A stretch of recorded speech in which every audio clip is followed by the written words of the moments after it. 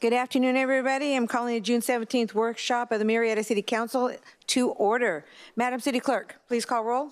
Councilmember DeForest. Here. Apologize for being late. Councilmember Stone. Here. Councilmember Holliday. Here. Mayor Pro Tem Lavelle. Here. Mayor Warren. Here. Let the record reflect all members are present. Thank you very much. Before we get the workshop started, I want to set the ground rules like we have been doing in our previous workshops. We'll have staff present.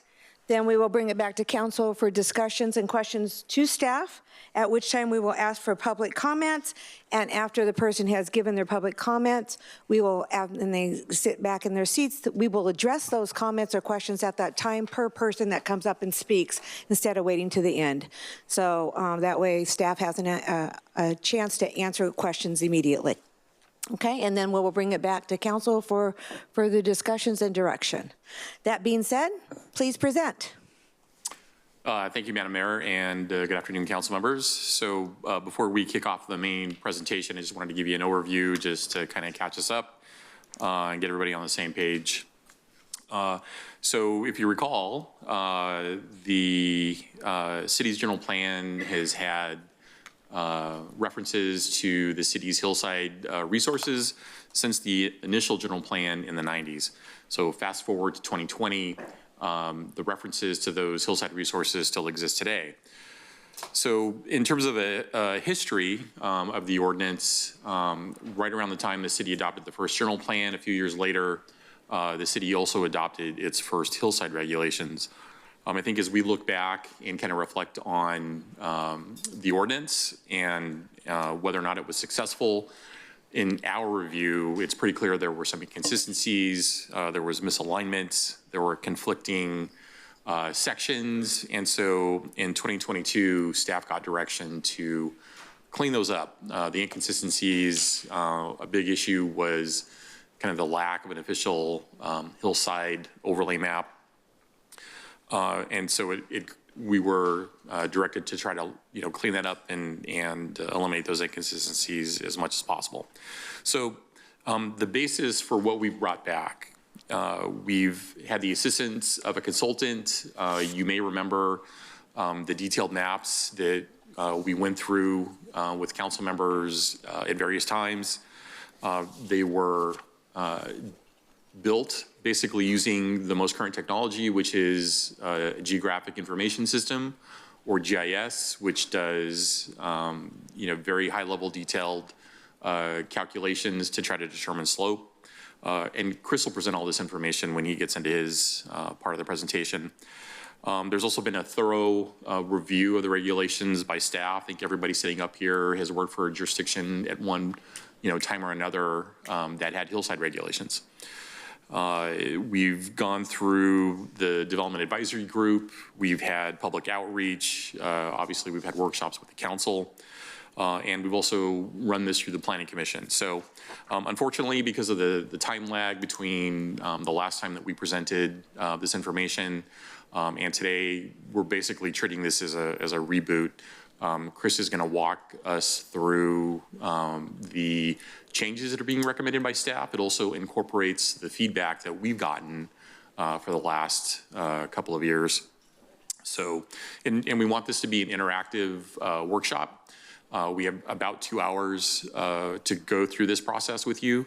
So as Chris goes through his presentation and his slides, we welcome you to stop us and ask questions, and we'll be happy to answer those questions. So without further ado, if there's aren't any other questions, I'm happy to turn this over to Chris Tracy, Senior Planner, and of course I've got Carl Steele, City Planner, with us, and Jared Romaya, Deputy Director. So thank you. Thank you. Council, I would ask you if you do have questions, please put it in the queue so I can get you in right away. Thank you. All right. So thank you, David, for that introduction. Appreciate that. As David mentioned, this is our third workshop. Last time this was presented was March of last year.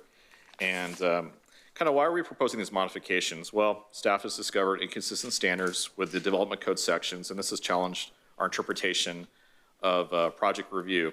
Feedback from some project applicants is that the hillside standards and general height standards are overly complicated today and have not been consistently applied. This is having an impact on our ability to streamline our review process and as a hindrance to development sometimes. Staff was directed by the council at its annual Priority Goals workshop back in 2022 to address these issues. And when the standards were initially adopted, the standards were applied on a citywide basis and not to specific areas within the city, which the feedback from the council at that time was should have been the case. So that's kind of where we're at as a baseline. And finally, the overall goal with these updates is to provide a concise and accurate direction for everyone that's involved.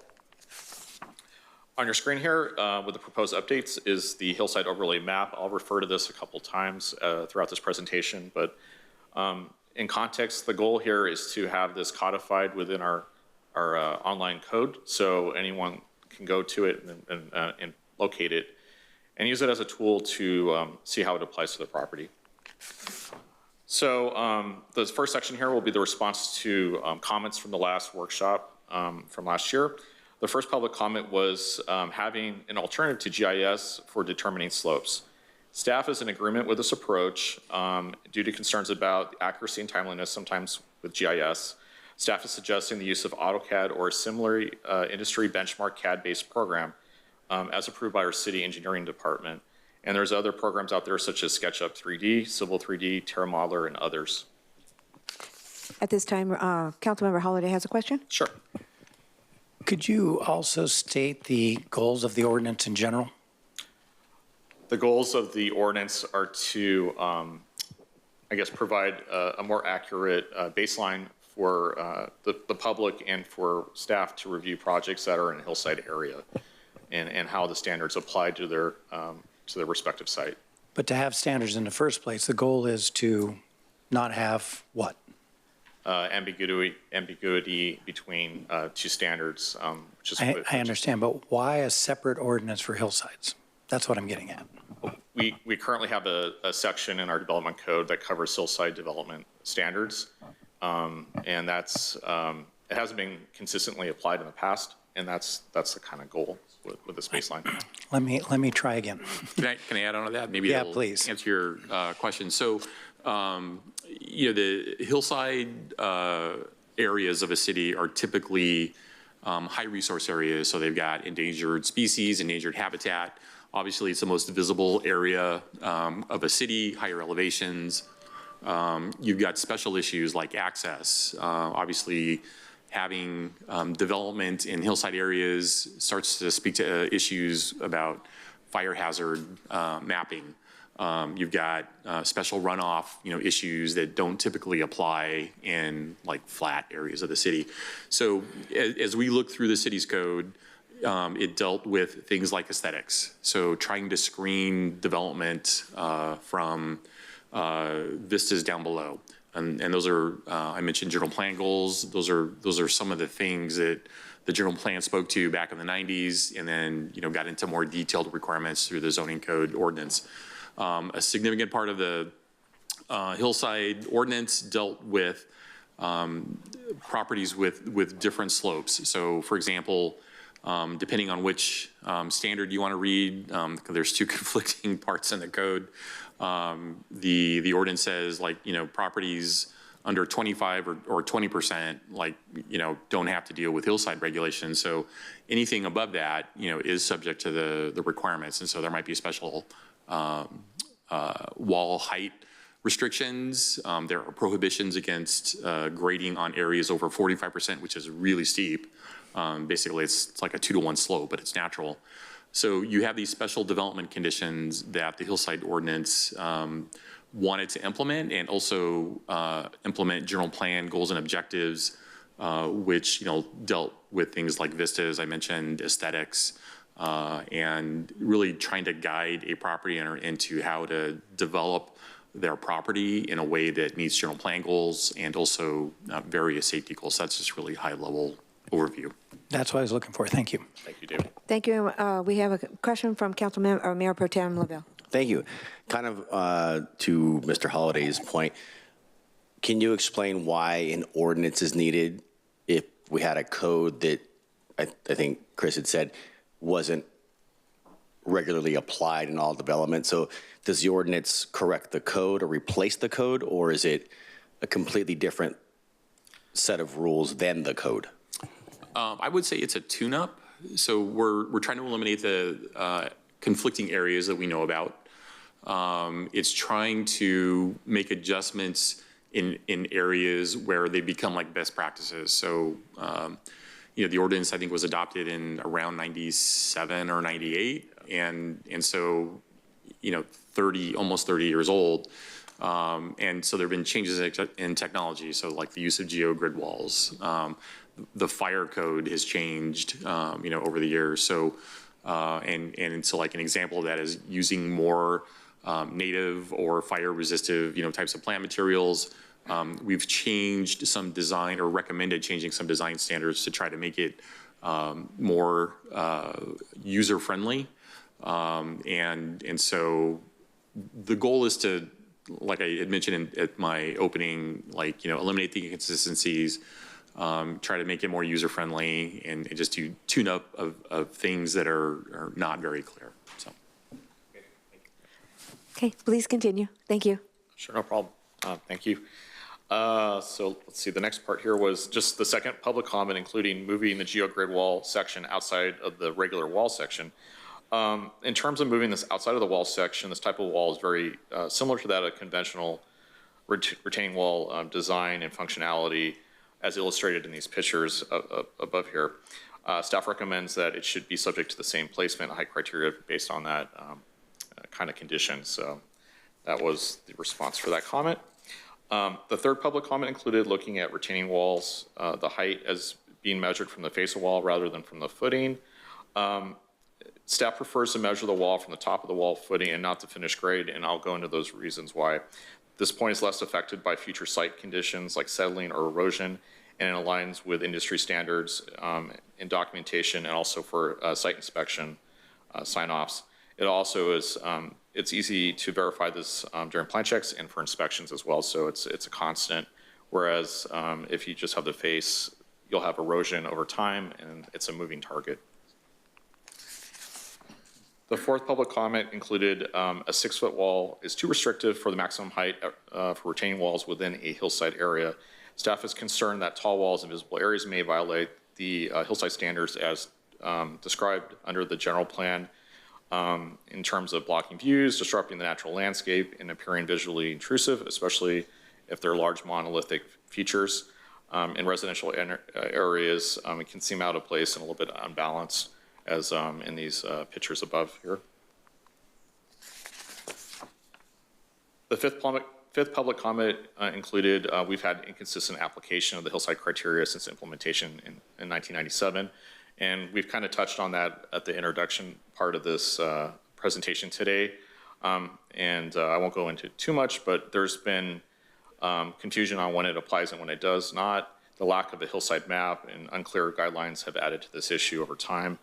The goal with this ordinance is to clean up these issues. This will help reduce confusion, prevent disputes, and give developers a predictable process and help the city protect its environment and meet the public health and safety in these areas. The sixth public comment included looking at having specific plans hatched out within the boundaries of the hillside area. While that's a good suggestion, using a hatch overlay within a specific plan can create areas of confusion as those plans have their own hillside standards. Overlapping rules can cause confusion for sometimes with applicants and staff, delays in reviews, and uncertainty about enforcement. So what we don't want to do is add to additional confusion when you're looking at a piece of property in a hillside area. So that's why we're suggesting that it be kept separate from that overlay. I have a question from Councilmember DeForest. Thank you, Madam Mayor. Thank you so much. Just as a response, when we're talking about walls, I just didn't want you to go any further. I know that we also had some comments on living walls and whether if it was over a 6-foot wall or I can't remember if a 6-7-foot wall, then the wall would need to be a living wall and actually not a monstrosity like we have on Murrieta Hot Springs. So I've had several meetings about the living wall and we had some discussions and I know somebody in the room that was in one of the living wall meetings. So did you elaborate on that as well as a response to comments? the way the code is right now, there's a restriction right now in place for a 6-foot wall in a hillside area. That's the baseline today under the city standards. As proposed in the ordinance, a living wall is an option, a design option. We want to provide flexibility for applicants to choose that or, or something else, or just a regular wall. How about we don't want them to have an option, that we don't want to have something that looks like what we have in our city already? So you're looking at just having a living wall as kind of, that's your If you're going to have a wall that, criteria. yeah, that would be mine. I'm not sure the rest of my council would agree with me, but I know that we had discussed not having monstrosity walls that are actually growing really pretty mustard right now, other than plants. So, yeah, so thank you. But I know that we talked about that when we talked about walls, because that spawned several meetings that I had with various different community members, as well as some people that actually put in living walls. So piggyback on that, Please, Ron. go ahead. So if I understood you correctly, the max wall height in a all white, the max is 6 foot. That's correct, in a hillside area. In a hillside, Outside of a 6 foot. hillside So- area, so you can go as high as the main building. monstrosity in a hillside area under this current ordinance that they're proposing. So are you saying that even a 6-foot high wall, you would want that to be a living wall? Probably not under 6 foot. Okay, so unless we say you could have a 15-foot wall, I don't know. I mean, they could obviously do a living one, but Although we do have hillside ordinance issues with larger than 6-foot walls. it's not allowed. That's But what they're it's- proposing. It's happened. It's happened. It has. We were going to carry that forward under the proposed framework, but if you want to amend that, that's part of this whole exercise. Right. The way it's written today, so it's 6 foot high. If you're in a hillside overlay, that's the maximum height. If you're outside a hillside overlay, it's the same as the main structure. So that's why you see some really tall walls kind of in some other areas of the city. It's the same as the main height of the structure, potentially. Okay, maybe we'll circle back on that afterwards. Thank you. Please continue. Sure. Right. So the 7th public comment included the general plan's goals and policies for hillside areas are obsolete since these areas are no longer visible as they once were due to development within the city since 1997. While it's true, development has occurred and altered the visibility and context of some of these hillside areas throughout the city, the general plan goals and policies are still relevant today. They were not only designed to protect views, but also to guide responsible development in these areas, reduce environmental impacts, preserve the natural terrain, ensure the public health and safety in these hazard-prone areas due to wildfire, erosion, and things of that nature. So there's some other items going on as far as the general plan goals and policies. Continuing with this, we just wanted to illustrate how hillsides, why it's important to have hillside standards consistently applied.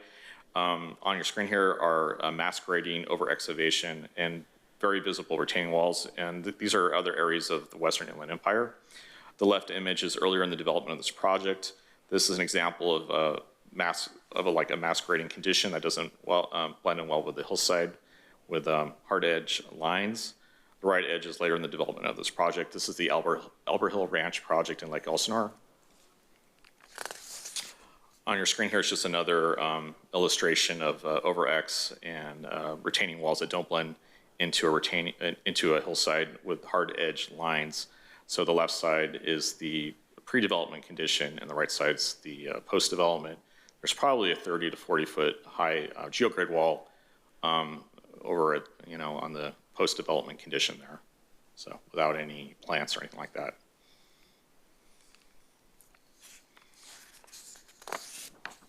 And then pivoting here, as requested during the previous workshop discussion, the following slides provide a summary of the less critical and more critical updates for council consideration in the development of the ordinance framework. On the table here, it just illustrates cross-referencing to hillside standards. These items would be considered less critical. The next one here, I'll go into a little bit more detail. This covers height measurement and height limit exceptions. The current method is difficult to discern. There's an easy way to measure height with the new images and tools as proposed. The new method for measuring height on a slope would be taken 5 feet off of a building edge with a 10-foot differential to accommodate varying topography. And I have an illustration on the next slide that kind of illustrates this. So if the difference in elevation is 10 feet or less, the reference grade point is established at the highest adjacent ground elevation under figures 16, 18, 2, and -4. If the difference is greater than 10 feet, the reference grade point is established 10 feet above the lowest adjacent ground elevation, and that's in -3 and -5 on your screen here. So the 10-foot differential is there to allow for things as crawl spaces, basements, and things of that nature when you have height on a slope. The way it's currently measured, it's a continuous line with 1 million data points, so it's very hard to just determine where the height of the structure is. Measuring for a pad won't change, it's just from the finished grade. So that's by and large probably the most common type of measurement that we'd be dealing with, but we wanted to clean up this section to help make it easier for applicants when we have that type of condition. Next on your screen here are less critical proposed modifications. We're proposing a new step back requirement at 12 feet to allow for landscaping. This goes back to the retaining wall comment before. Having centralized design guidelines for retaining walls to improve clarity for staff and for the public. Just renaming a table here, clarification that certain rules apply only to non-retaining walls. Continuing with this, clarifying language recommended by the city attorney's office, updating standards and adding the innovation zone. That may be addressed more fully in a future code update if desired. Adding criteria for retaining walls in one central section, which was previously missing. And these are somewhat less critical items. Next, we're proposing minor updates for purpose. Clarifying confusing language, especially for slopes 25% or greater, establishing criteria based on the hillside overlay map, replacing the average slope calculation with mapping criteria, updates to definitions to match the rest of the municipal code. Proposing minor updates for required documents or reports as part of a hillside development application, clarifying what qualifies as a hillside condition, adds a reference back to that map, clarifying that commission means planning commission, replacing subjective standards with clear objective criteria, updating grading terms to align with other city engineering standards, adjusting the fuel modification rules per the fire department guidelines, and adding updated graphics so it's more readable for everyone. We're proposing some updates also to design criteria, grading, drainage, and also new graphics, providing a new section for exceptions to hillside standards and a section reserved for future updates, which is less critical. Some of the exceptions would be like flat work on a property and things of that nature. And lastly, a new section with the hillside overlay map codified in our code, provide a reference to the city's online GIS system as an additional mapping resource for project review, relabeling table 35 to 1628.2, adding percentages to the table that were missing from a prior code update. And with that, in closing, staff recommends the following: receive the presentation by staff, receive public comments, and discuss the proposed ordinance framework. Thank you for this presentation. Madam Mayor, could I just add? Please. All of the detailed changes that staff is recommending at this point are included in your packet as attachment 11. It's got what we call the red line version. It shows the strikeouts, things that we're eliminating, and the additions as well, which are underlined. So Chris is giving you a really high level view without really getting into the weeds of, I mean, some of these things are really technical. I was looking at the slide describing the height. It's pretty technical. In hillside areas, there are difficult issues that we have to resolve as staff. We work closely, for example, with the fire department for access, for the engineering department on grading and geologic, substructure issues. But at the end of the day, these development standards are really about aesthetics and how to interpret those and clean those up. So as you have specific questions about the topics that Chris covered, it's probably going to be helpful to go back to attachment 11 because that's where the detail is. for these regulations. But if you just want to talk about it at the conceptual level that Chris described, we're happy to engage in that discussion as well. Okay. So happy to take any questions you might have. Thank you very much. Thank you for the presentations. Appreciate it. I'm going to bring it back to council for questions and for you to discuss with them. So we're going to start off with Councilmember Stone. Thank you, Madam Mayor. I think it might be slide 14 or 15. It was the Lake Elsinore project.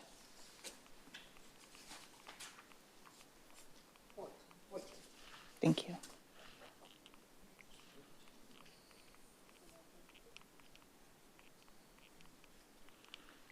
Very good. 14. This was go the back. Lake Elsinore Albert Hill Oh, Ranch. so let's go to 15 for a second. Let me see. Yes, so let's go to 15. 15? Or 14, sorry, 14. So the after picture, are you recommending that you would like to see this not happen in the hillside ordinance? Is that your recommendation? Or are you talking about the type of wall, living wall, concrete wall, whatever? So I just want clarification, please. I think based on feedback in the past, we probably don't want tall monolithic structures right adjacent to a roadway that isn't, that creates this condition. A living wall may be more of a solution there. We're proposing outside of the hillside area a step back at 12 feet, so it's benched at least, so it would break it up a little bit. So that's kind of the parameters there. We just want to have this dialogue to get feedback on kind of the thoughts that you had with respect to that item. Right. So with regards to me and my position, I think you all know that I'm a property rights advocate. And I think that it would be detrimental to the investor who's purchased the property on the left. And if the area is zoned for density or even not density, high density, but the fact is that if now we're going to set a standard that, they're not allowed to build a wall and do development, I'm going to be absolutely opposed to that. Okay. Thank you. Thank you, Madam Mayor. Sure. Councilmember DeForest. Thank you so much. Could you talk about the exemptions from this hillside ordinance? What would be exempt, what wouldn't be exempt moving forward?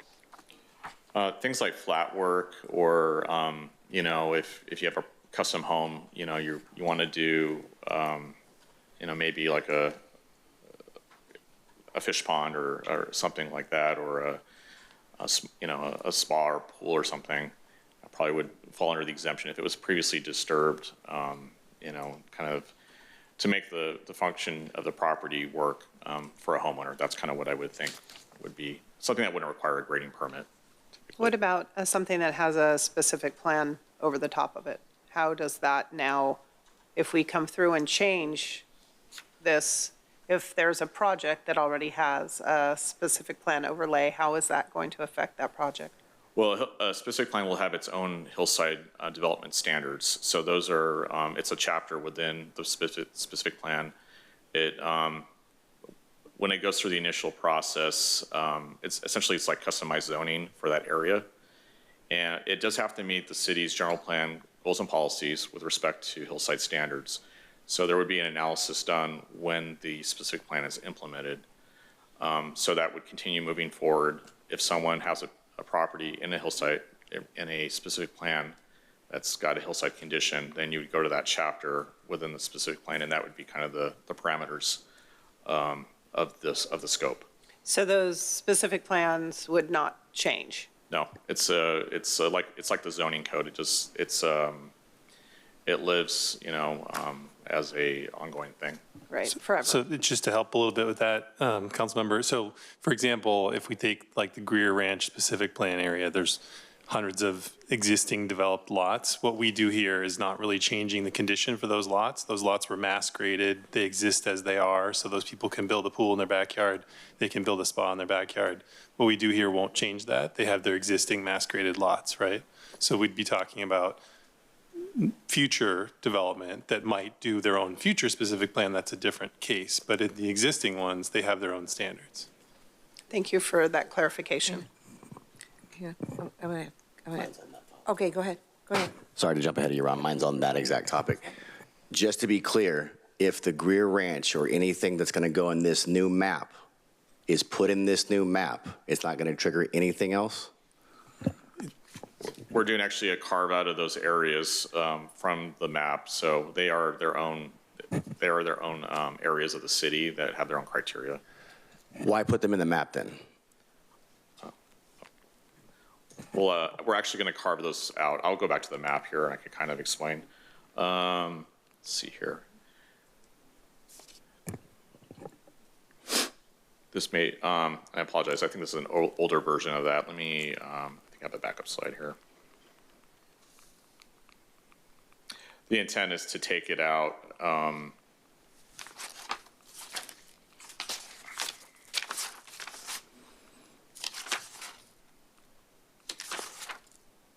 Yeah, so this is a more up-to-date version of the map. As you can see, Greer Ranch is carved out of this diagram here. Greer Ranch is the top yellow, correct? That's It's my ki- district, I should know. That's right. It's so you got Murrieta Hills Yeah. to the northeast a little bit. And you got Greer in the middle, and then you got Hollingsworth to the south. So it doesn't have I don't have a cursor, and I apologize. Yeah. So Councilmember Lavelle, like where that blue line snakes up, that's kind of close to the What's the southern blue part. line? What road is that? That's your freeway? That's a free. the 215. It looks much bigger when you're on it. Yeah. So, I mean, if that's the 215, I'm looking at Greer being in the red. If I'm not completely lost right now, it looks like Greer Ranch is in a red box. So those red boxes would be just the cell criteria. This is a biological map, if you will. Those Oh, the orange overlay is the leftover. orange. Yeah, forgive me. The orange leftover pieces are the segments that don't reflect these specific plans. If you notice way to the north, the Murrieta Hill specific plan is not shown within the area. That was analyzed with the County of Riverside's hillside policy and ours at the same time in order for City Council to allow annexation of that project. But this is showing the minimal areas that would be left over. So that's a good point you just brought up. The Murrieta Hills project would be conditioned in this new map? As City Council approved the Murrieta Hills project, if the applicant wanted to make changes, they would come in and amend their own specific plan. That's how they would address the hillside policy. But it's orange here? No. That's not okay. No, forgive me, it was much further north than the existing hillside maps. It's I at the apologize. line, right? Yeah. Yeah. Like, that's Mapleton right here, I believe. I wish we could zoom, sorry. Yeah, I mean, it just seems, yeah, I think I might have some. Yeah, sorry. This helps probably a little better. Yeah. Is that a section of Sorry. okay, so it's not in there. All right. Right. Yeah, there was, so right now we have some pieces to the south of it that are kind of Hollingsworth properties. And there's a few isolated pieces around And that. I guess to Councilwoman DeForest's point, if there's a specific plan, I do not see why anything else is needed on top of something that already exists.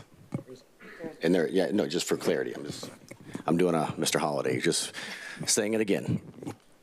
Yeah. Okay, thank you. I want to go back to frame number 14. I'm going to ask a question first, and I'll go back to Councilmember Holliday. Sure. So I'm going to go to Councilmember Stone's point about that wall that we saw. Go back, I think it's 14. Yeah. Right there. So that wall was put in because grading was done, and that's for stability of the property, correct? So that's Right. something that would have to be done to keep the stability of the development, correct? Yes, it Okay. would be a project condition. It would be a condition because of stability, otherwise we could have houses falling down in a rainstorm or whatever. That being said, can we make a wall like this a condition that it be a living wall instead of this? I don't see why that wouldn't be a design option, you know? Okay, so no, I don't want to make it an option. I want to make it a condition. Okay. Okay, that's where I'm getting criteria. at. Because this, to me, looks exactly what I see on Hot Springs, and it looks really, really bad. So I don't want to give them the option. I'd like to say, if this is what is needed for the project, then I would want it to be conditioned for a living wall. Is there a certain height that you'd want it to trigger? Is it like over 6 feet? Anything over 6 foot. Okay. That would be my recommendation. Can I piggyback on that just a little bit? If you look at slide number 8, and you talk about the grades with the vertical steps, and so looking at that, so what's the limitations on this? 100 foot tall? Slide 8. Slide 8? So it's a 6 foot up and then a 6 foot over and then a 6 foot up and a 6 foot over? What are the limitations on that? It can be terraced the way it currently is designed in the code. Do we have a limitation on the terracing for height? There probably is a maximum weight threshold that engineering would require. You could probably only go so far due to the additional lateral forces on that slope. Councilmember, basically you're holding back a lot of dirt the higher you go. And so engineering is the task. If you can engineer it, it is possible to go much higher. But that, I think, is the maximum limitations. Is you're holding back so much dirt, you're putting these geogrid walls in, but there's a maximum amount of soil that can be retained by that design. I'm not sure on the specific height, but we are seeing developers bring in more and more dirt, if you will, to build taller pads. If I may? Sure. Yeah. What's the distance, is there a distance requirement between those two walls in the picture? I believe it's 6 feet minimum. So it's 6 foot up, 6 foot over, 6 foot up, 6 foot over. 6 over 6. Where a regular geogrid wall could go up 30, 40, 50 feet. You could certainly stack several of these and get up to 30, 40, 50 feet as well. You could do that in a non-hillside area. That's correct. What do you mean a non-hillside area? So the way the code is written today, the non-hillside areas of the city with retaining walls, you can go as high as the maximum height of a structure in that zone. So if it's allowed, What's that? the restriction on the hillside area? it's 6 feet. 6 feet. But you show 2 6-foot heights there. It's a 6 foot per Step. stack. But that's my point. That's her point. You could terrace these 6-foot sections, going 6 foot horizontal each step and get up to 30 or 40 foot in height, Even on a hillside. even on a hillside. Even on a hillside. That's a potential item today. So can I interject real quick? So under the current condition, Chris mentioned you could have a retaining wall as high as whatever the maximum building height is in the zone. So we weren't looking to be more restrictive. We were just looking to be like, how can we better integrate these kinds of structures into the landscape? So what you have as a recommendation from staff is essentially how can we make it look nicer for the community as opposed to just a 50 foot or whatever the height limit is, limit in the zone. And just to add to that, at a 12-foot height, as suggested by the DAG members, we were looking at a 6-foot setback at that point. So you could, and that's outside of a hillside area.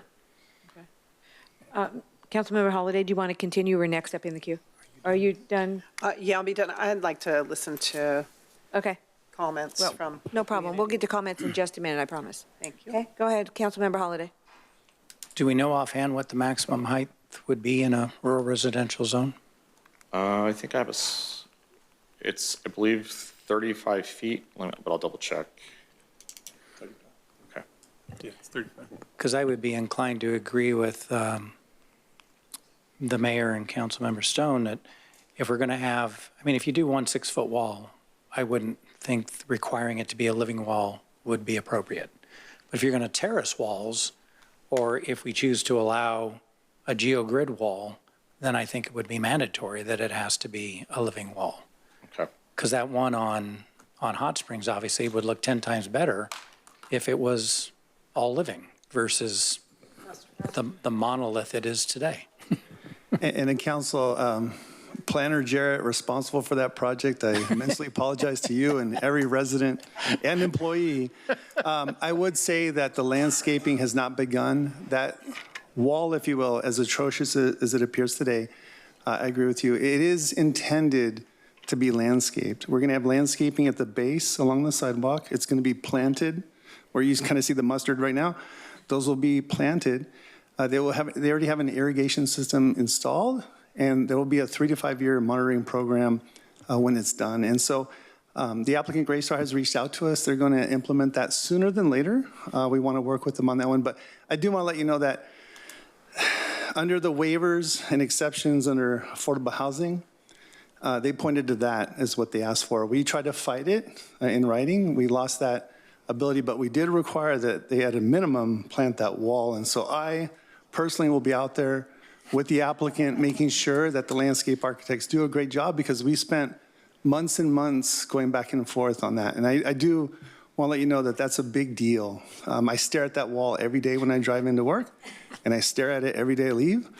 And it's the only thing I think about. But I guarantee you, I will do everything. You lay awake at night. I will make sure everything within my power, make sure that we have a very elegant planted wall, because we deserve that. Murrieta should not look at that kind of thing, and I personally am following up on that one. And I did warn the developer, he probably will not get his landscape bond back in 5 years, because we will be wanting to make sure that as plants die off, they're replanted, right, and they take. And so personally, though, I want to let you know that that is a planted wall. It just has not, they haven't begun that step yet. I had figured that was the case. You said something about affordable housing for that project? Yeah. And so they have a 5% affordable housing. They have 45 units in that facility. They did that to get waivers and Out incentives. of 900 and some. Yeah, total is 900 or 852 units. Okay. 5% are affordable, which is 45 units, 21 in the first phase and then 24 in the second phase. But the state, when you do that, though, they allow you to have waivers and incentives. And so that's what they did. Now, I would say, though, that when we look at putting 30 dwelling units per acre on land, we should be careful that we don't do it on hilly land, because it's tough to get to 30 DUs when you have some hills on your property. And that's really the reason for that wall. That was the argument that they had made in writing. So, but we will be on task to make sure that that is planted effectively. Thank you so very much. If I don't have, do you have any more? You're not done? I am not done. Okay. So, well, I'd like to get to public comments. So with you, as soon as you're done, let me know. I only have a couple more. Thank you. Can you go back to the map the better map that you had? Yeah, this one. Yeah, that's a much better map. Yeah, because I saw in this map that Murrieta Hills was not carved out, but Yeah, the I Vineyard apologize for project that. was. This is a I'm like, more, why is it inconsistent? So I'm Yeah, glad that you have this map. We'll have this codified in there. But the question I have for the map is, the areas in orange don't change the requirements of what the hillside ordinance does. It just kind of helps the community know that general area, you're probably going to be in a hillside Right. situation. Right. So you This go- map does not make them in a hillside area. In other words, if there was a piece of property under the orange that had less than a 20% slope, they wouldn't apply. That's correct. Yep. This is just to It's a- give property owners or potential property owners Right. kind of idea. If your property's in the orange, you better ask the question. Right. It's kind of a screening tool to help drill down further. There may be, some nuance within those lots where it's a little bit more flatter. And And there could be a property outside of the orange that does fall under the hillside ordinance because it's by definition. we're going to exclude, that's been part of the confusion. So what? Ron, this is, sorry, Go ahead. this new tool might change what was going to be in the hillside ordinance, from my understanding. Like are there new areas that have been touched with this new GIS? No, it should just be what was already analyzed. Essentially, we actually are we're removing areas compared to what has been used in the past, so that it's more, I guess, clear. It's more concise on what areas we're analyzing. If I could just add to that, I think one of the points of confusion that staff had is we had a printed version of a hillside map, but nobody knows how it was created. We don't know what kind of information went into it.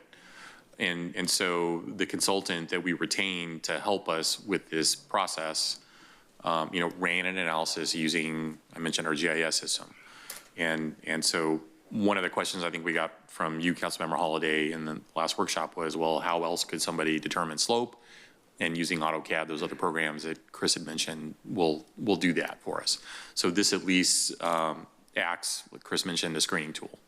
So if it's not, we're confident that and again, these are just residential properties.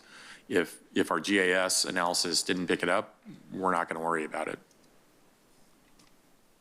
Okay. Is there any way you can zoom in on this map a little bit? Do you remember those maps that we had created? If you have a specific area, we can pull it up.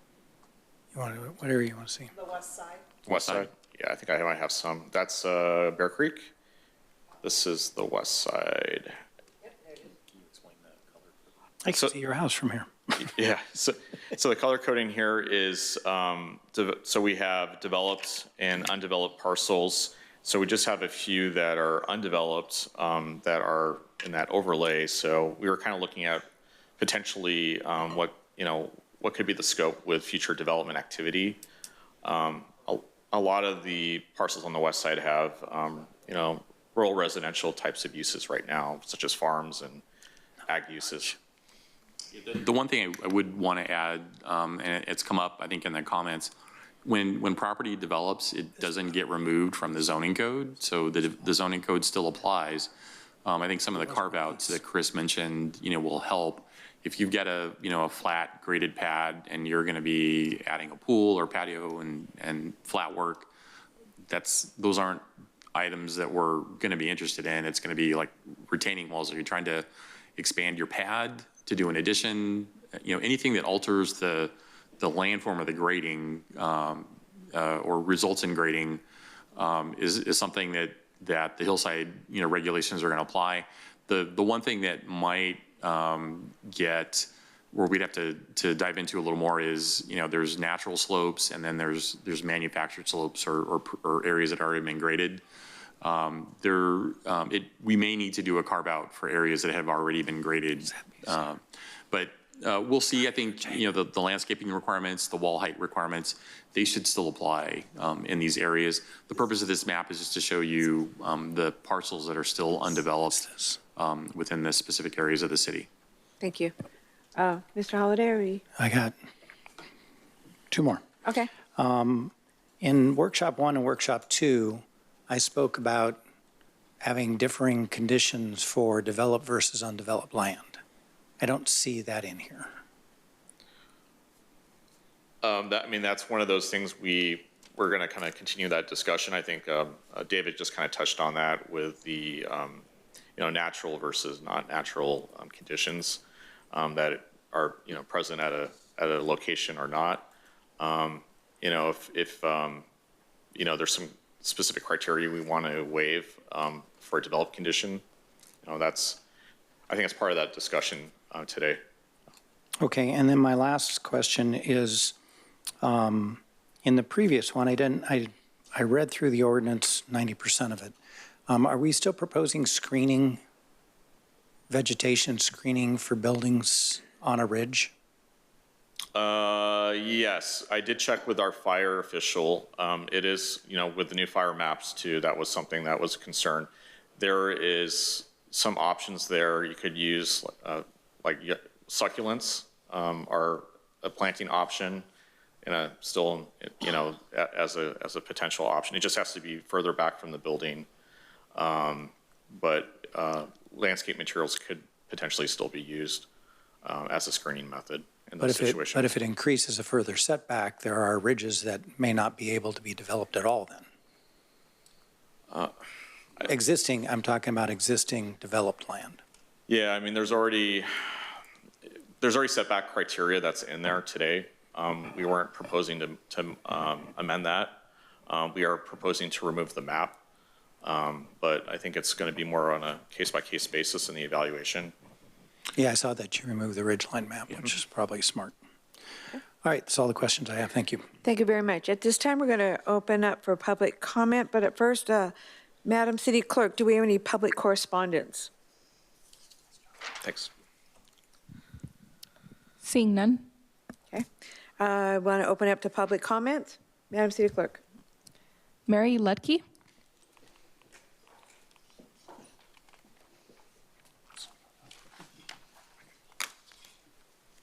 Welcome. Thanks for having me. My concerns are just a few, but I've lived here since 1982. My property it's modeled a small horse farm. It's been there for a long time. It's been graded, and I do not think that myself and my neighbors should have to be in any kind of a grading map or, you know, especially when we've been there that long. You know, the fire marshal comes through, he checks everything, and we do the work. And so, anyways, to have us have to comply to different needs on a brand-new map, I do not think that's fair for us to have to do that, especially when we've been there that long and we've, you know, there's not a weed on my property, believe me. So, anyways, that's all I have to say. Thank you very much. Did you have any question for staff other than that? No. Okay, thank you. Staff, did you want to respond? Certainly. So if grading is the only concern, actually the city has a separate grading ordinance. So any grading over 50 cubic yards is going to require a grading plan. It's not something that the hillside ordinance is enforcing. It's a different part of the code. Okay, thank you very much. Madam City Clerk, next. Casson Klein. Slide 11, please. Sure. Thank you. Good afternoon. Let's get some housekeeping done. I'm not going to be here at City Council, so I want to compliment Laura Frasso and her team on Father's Day Car Show. And let me be the first to congratulate John Lavelle on winning the Mayor's Award next year when he's mayor for the Beast. To answer Ron's question, you know, what is the goal? To preserve ridgelines, prominent hills, and view sheds.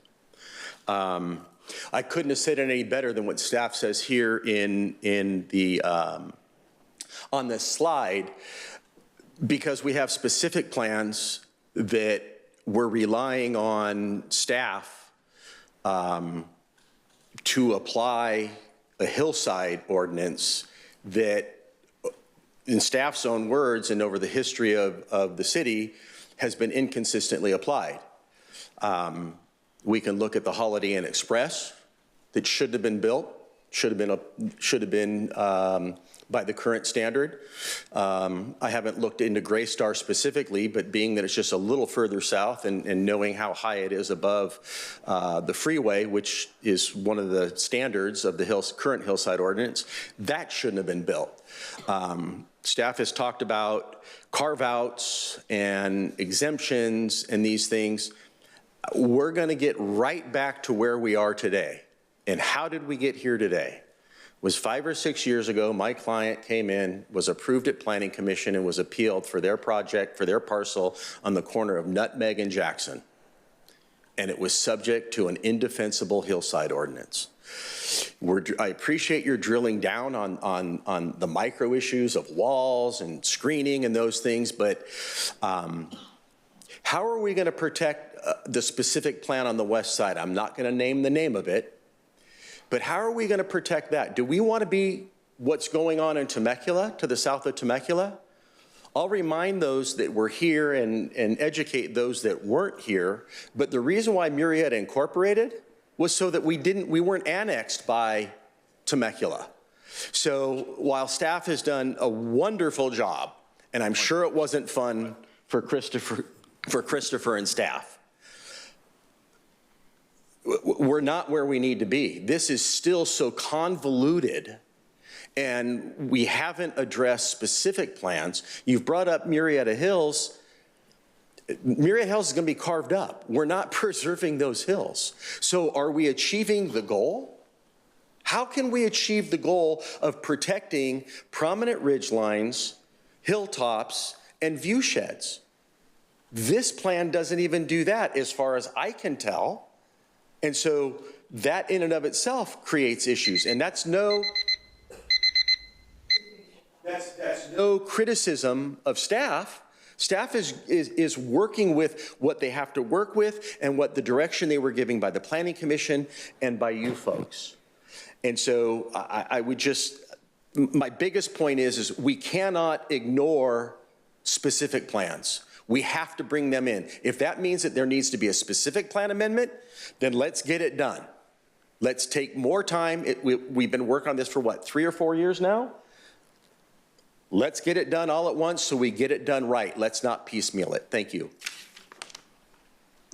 Madam City Clerk? Dan Long.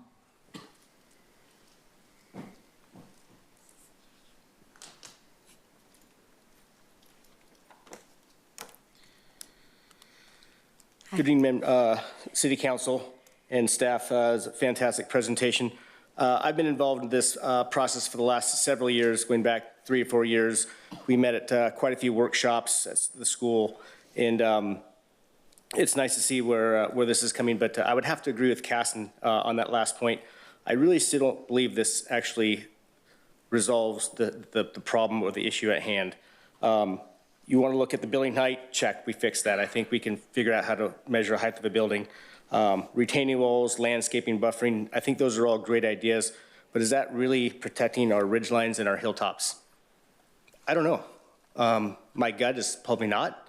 I'd actually like to step back and say, if you look at the exhibit of the ridge lines, are we really going to mow down the western hillside of the city? Probably not. I don't see that going away. Now, can you protect from portions of that area from being scarred and overly developed? Yeah, we can. And I think that's some of the things we need to look at as we look at this ordinance here. Going back to the comment was to protect our hillside and ridge lines. To add to what the former speaker just said, you know, Costco. You know what was there before Costco was there? A big hill. It's gone. So we wouldn't have Costco if this ordinance was in effect at that time. So we got to be careful of what we adopt because it's a double-edged sword. My point being is here, I still think there's some work to do on the retaining walls and the walls. I really encourage staff to work with council and look at some adjacent cities. I just drove by City of Vista. I actually was a city planner for the City of Vista back in the early 2000s.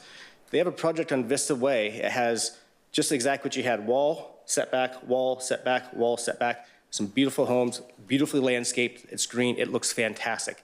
They've used materials that blend in with the hillside, multicolored, not a uniform color. It looks really well. There's some really good examples out there if you look hard enough to find out, hey, that is what we want in our city. So I'd really encourage you to take a step back and say, hey, look, where are some good examples? Because we saw some examples of what we don't like, right? Those are easy. Let's find some good examples of what we do like and say, let's put that in our ordinance. Thank you. Could I ask you a question? Could you please give city staff that location? Absolutely, yes. Thank you, appreciate that. Thanks, Dan. Madam City Clerk? Alan Long.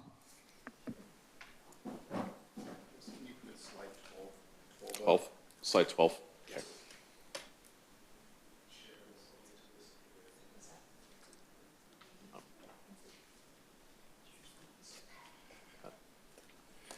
So talk about making a mountain out of a molehill, literally. And that's no pun at staff. I think they did an extraordinary job and they've got a very difficult task here. Ron, I think you were spot on and where you were going with your line of questioning, but I don't think it really does what you thought it did by putting this map together. I think you can't put a map and say you're in the map, but you're not in the map really. If you are under a certain amount of sloped area, that's the whole purpose of the map, is you are in it based on their technology. Not because of staff, but because of the technology. I don't think this map is any better than the fire map the state fire marshal put out that calls Lake Elsinore a high fire danger area. Literally, the part of the lake is a high fire danger area. And that was the newest technology out there. I think you do away with it. I'm gonna ask you guys a question based on your questioning and the answers and where this has gone. Is this crystal clear to you? Been working on this for 3 years. Is this crystal clear to you? Because if it's not, I guarantee it won't be for the next council, and I guarantee it won't be for the next set of staff up here. And we'll be talking about this again. If it's a great policy and they fixed it up, why shouldn't it be applied citywide? There are areas of our city that have hills that have been undeveloped that were taken out. This is a citywide policy. Read it. This is a citywide policy that you're saying we're going to take the rest of the city out and we're going to apply it to these few selected areas in the map. That's what we're saying. Just like they did with the MSHCP, which we're already in it, we take that burden of land conservation so the rest of the city and county doesn't have to. That restriction's already there. By the way, Hollingsworth said it great. Claim victory. You have your ridgelines and your hilltops, not because of policy, not because of your general plan, but because of the MSHCP, the majority of undeveloped ridgetops are already conserved. Claim victory and move on. Let's create a development code that can be applied fairly to everyone and make sense. That's all I'm asking. If you look at, and to staff's point, this policy has been citywide yet selectively enforced. That's true. Clinton, Keith, and Whitewood, you've got on that first handout that I sent you, shows a picture of a ridgeline and a hilltop that's greater than 25% and has a rise of over 30 feet, and it's been graded and built upon for apartments. Should have been, and it's not in your map. It's escaped this map. The second set, it's a black and white picture. That is in your general plan today, and I'll finish up here in my last 10 seconds, Mayor. Sure, go ahead. Finish. That is a picture of an example of what the general plan calls out as a hillside and a ridgeline. You know what that ridgeline is? It's not the hogbacks. That ridgeline is above Murrieta Hills. It's a picture, an example of what they were talking about. Yet Murrieta Hills was able to get a specific plan approved and be carved out. First time I've heard of a carve out. If we're allowing carve outs, I'm here to say, I asked for that from day one, 3 years ago on our first workshop. Carve us out, we're already developed. Why, if I'm not 25% and I've already been developed every bit of my land, take me out of the map. That's all we're asking. If I can make one last point, Mayor, and it has to do with slide 12. Okay. Just make it quick, please. It will. I don't know if slide 12 has been put up there. There it is. It's on there now. Slide 12, I take exception because I made this comment. And I stand by the comment as it obsolete. The slide on the right is a picture that makes sense. It is a picture taken from an arterial road of a ridgeline. That is straight out of what our general plan says. It says it's a view shed policy from people passing on the 15, the 215, or the freeways that could see our hillsides and ridgelines. My point was today, from those same areas, 15 and 215, you can't see those ridgelines because of the development. However, the example he uses for where I live on the hogback, he takes a picture from another open space area, not the highway, not the ridgeline, not where I was speaking of where development occurred, another open space. That is inconsistent with what the general plan. It's a poor example, and my statement was taken out of context. I stand by that general plan is obsolete, should have been fixed when they amended it last time, should be fixed while you have it open this time.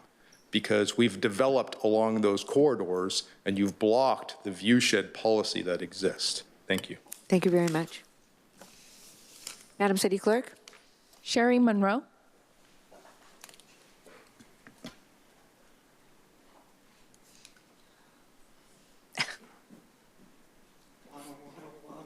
Welcome, welcome.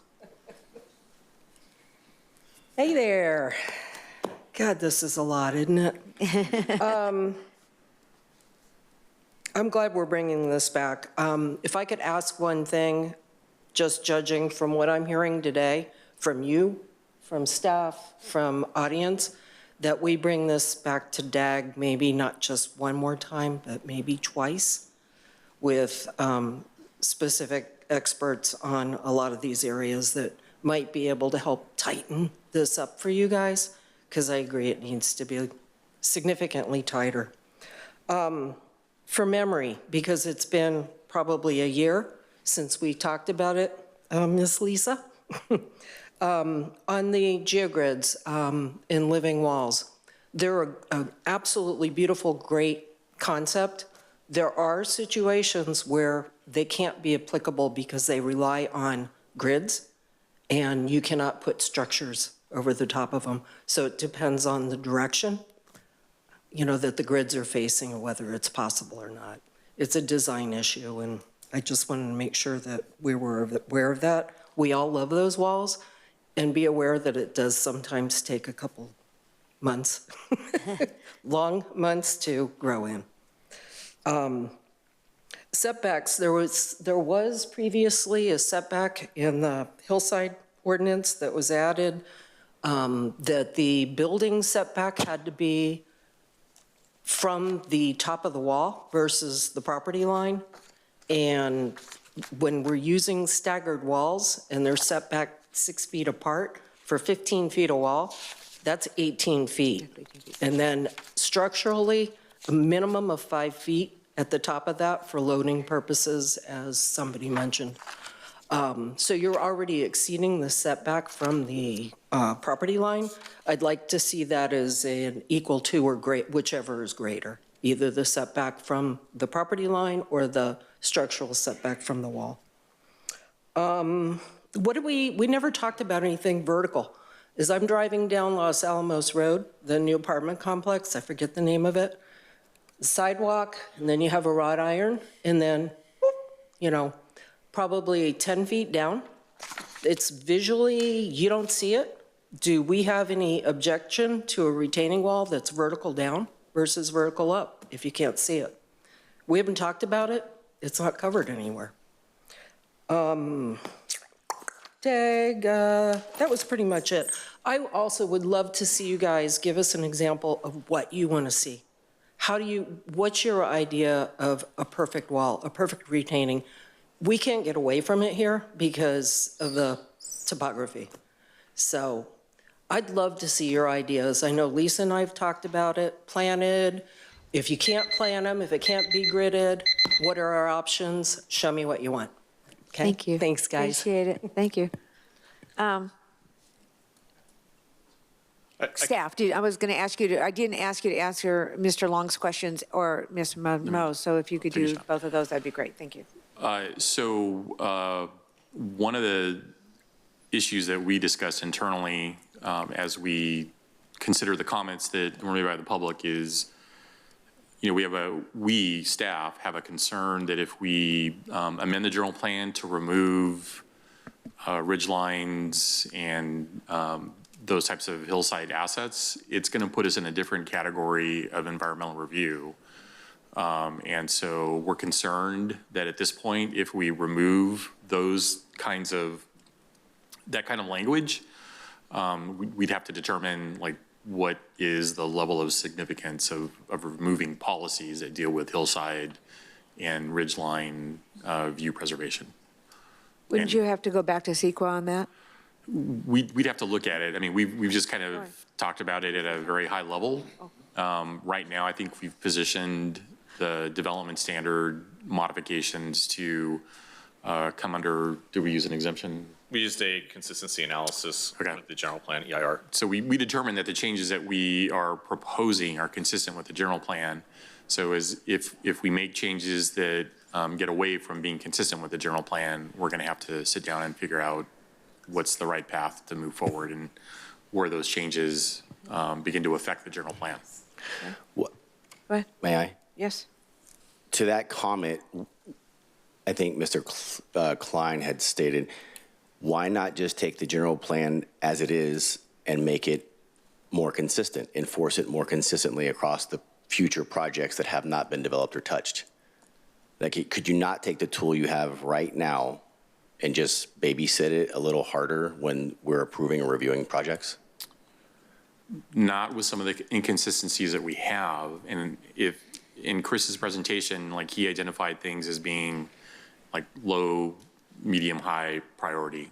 The things that are high priority, we think you absolutely need to change to resolve these inconsistency issues. How many of the undeveloped parcels would that even be talking to? Like, the map is so little. Yeah, I think I have the. I can't imagine that could be more than 10 conversations. Well, don't forget, I mean, when properties develop, it doesn't mean they're not subject to the zoning code any longer. And I think one of the policy considerations that you have is the carve-outs. You know, we have other carve-outs in the zoning code.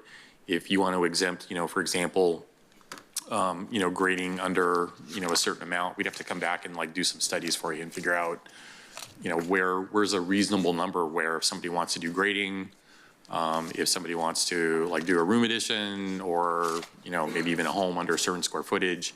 So you have the ability as the policymakers to like tell us where the line is. And so when you draw a line, you know, you're either on one side or the other. So there's, you know, you're always going to have people that come right up against that line and are going to want to be excluded. So I think for us to be able to give you a good answer, we need to, you know, do some more analysis and make some suggestions for you. Give me an example of if it's already developed, what could they add if they're conditioned to the zone that they're already in and they're obviously not going to put a commercial business on a residential property? What are you looking to, or what are we looking to protect with that new language? Well, so I wanted to add, just while we were going down this line, so all we looked at was properties that were developed with a home or not. We didn't look at subdivision potential. So there are probably many of those properties, people could split the lot, people could subdivide the lot into 4 or 5 lots. And then you'd be talking about essentially a new subdivision of some sort, right? That's possible on a number of those sites. All we looked at was, do they have a home or not? So there is still subdivision potential on those lots that we said were developed. Then that would be a new lens, right? Because if you subdivide, then there's essentially, it's going to be a sale or a new permit for building. At that trigger, then you would have that conversation. And we would apply the hillside standards. Yeah.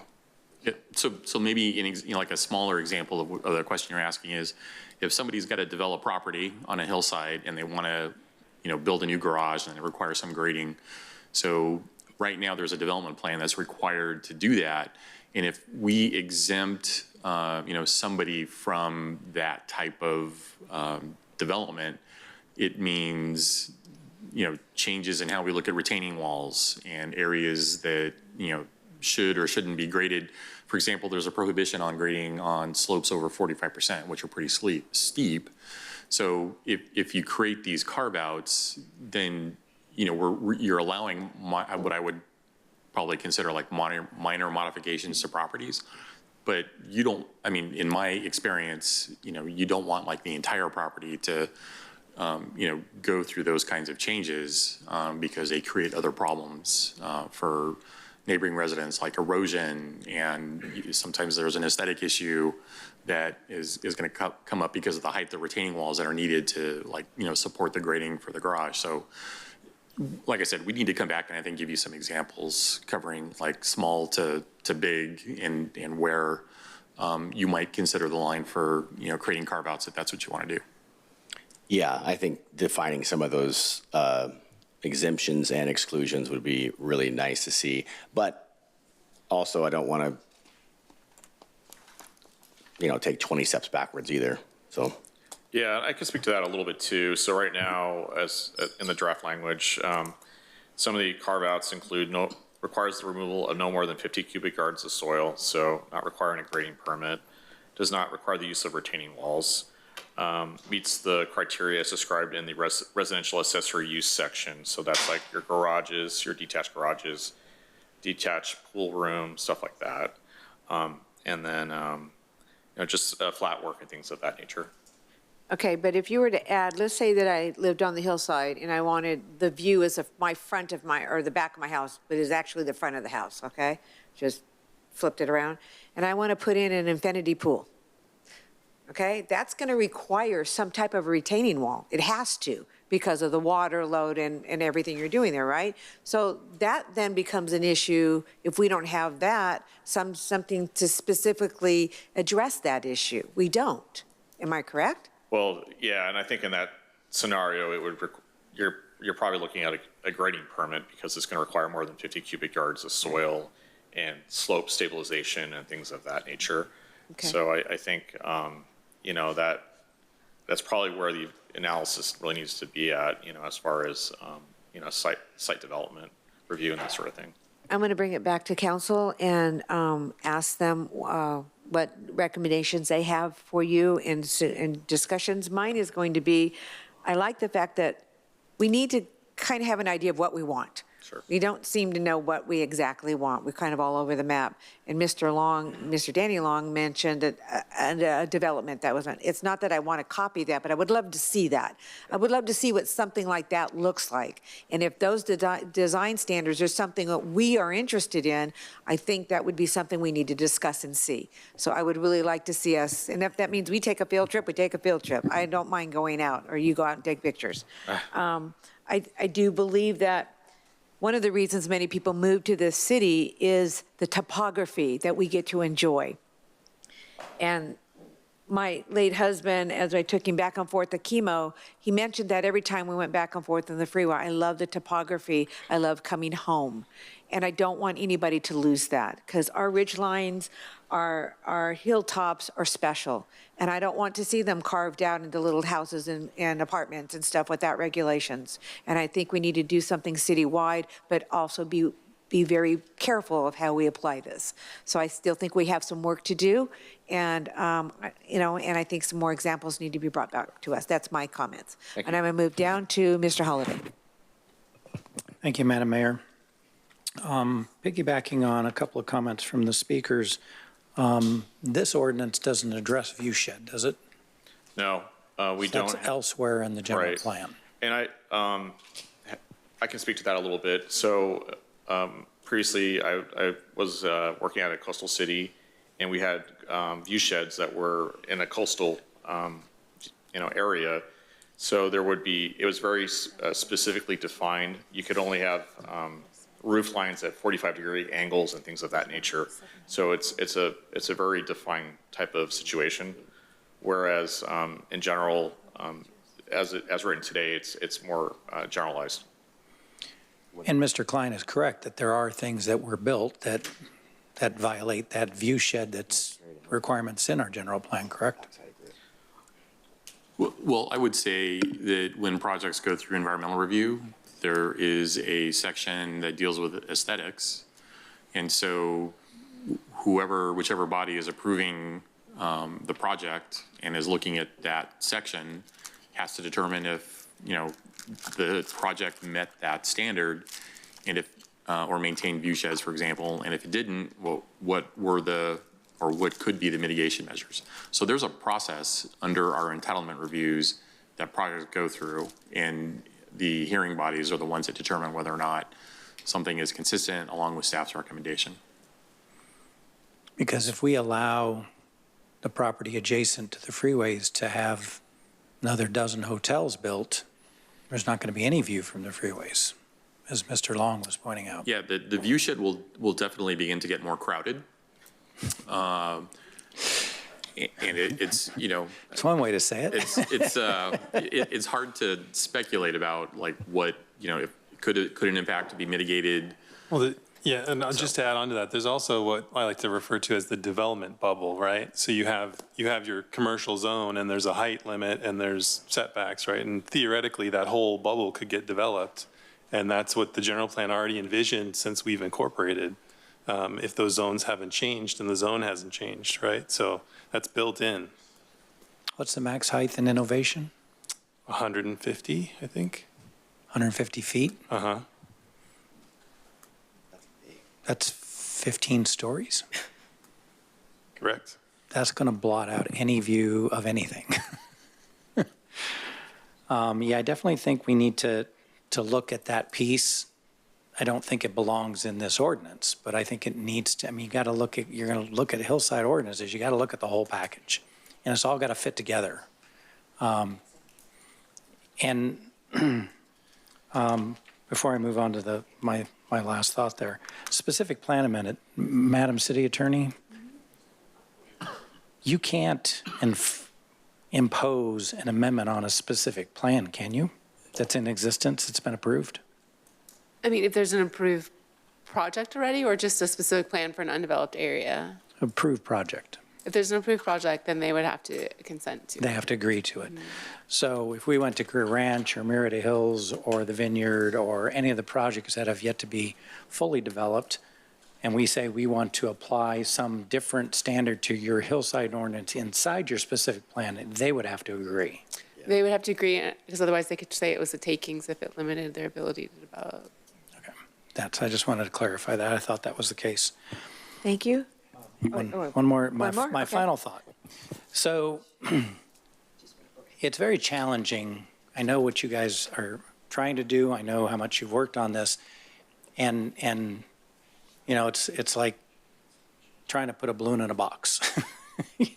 You squeeze here and it pops out there, and you squeeze over here and it pops out somewhere else. And the tighter that you make the box, the harder it is. And trying to address all the what ifs on any law or code or ordinance is impossible.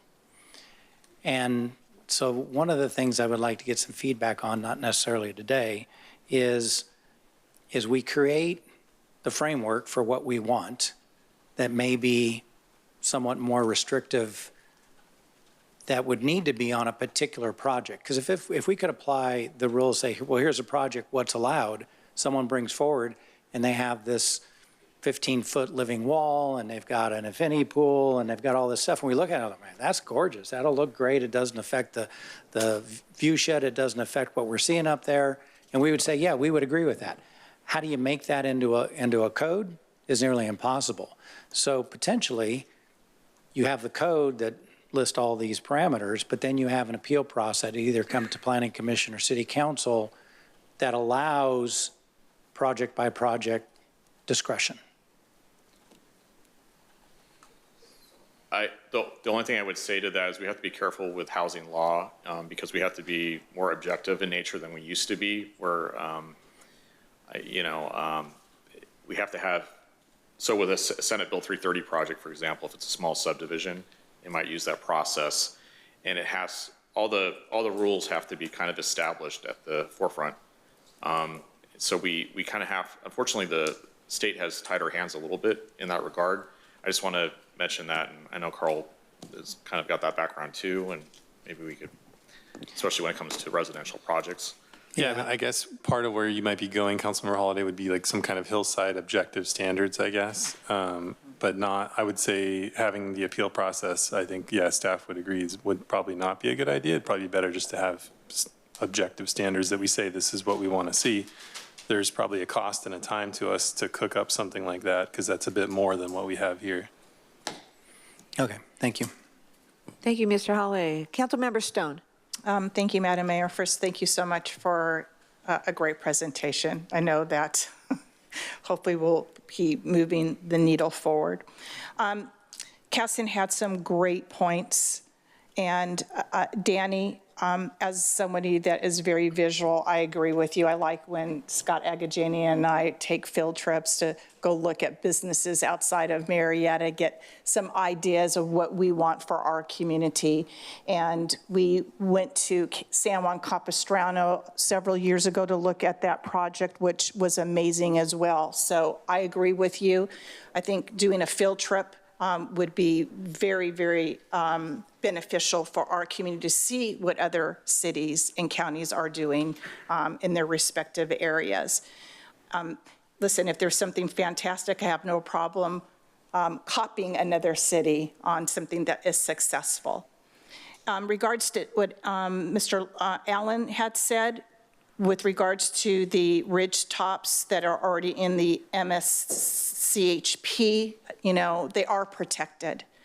And there is, and then also Sherry with the vertical walls, that was a great point, so thank you so much for bringing that up as well. What I had said earlier, there is a balance between property ownership rights and what we want to achieve. And there has to be a really, really good balance. I would hate to see somebody that has a piece of property, and because of our ordinance is so strong that a homeowner cannot even put in a pool. That would be horrific. I do believe either objective design standards for this is really, really important. I agree with everything that you said, also Councilmember Holliday.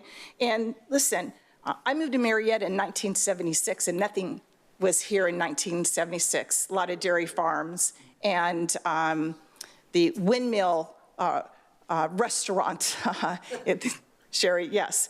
So to see the growth that is happening in this region, and the fact that we anticipate an extra 30,000 people that will come to Murrieta, and that's just in Murrieta.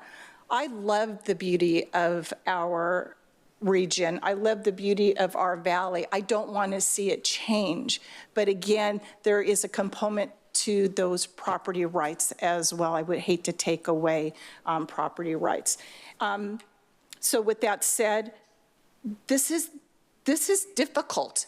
And Murrieta Hills, for example, we are carving out a hill.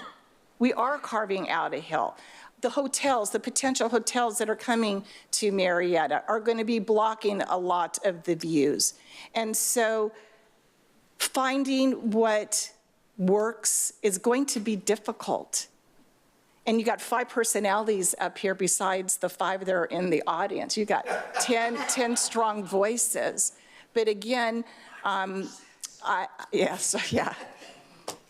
You keep thinking that, Mr. Klein. But again, this is really, really tough.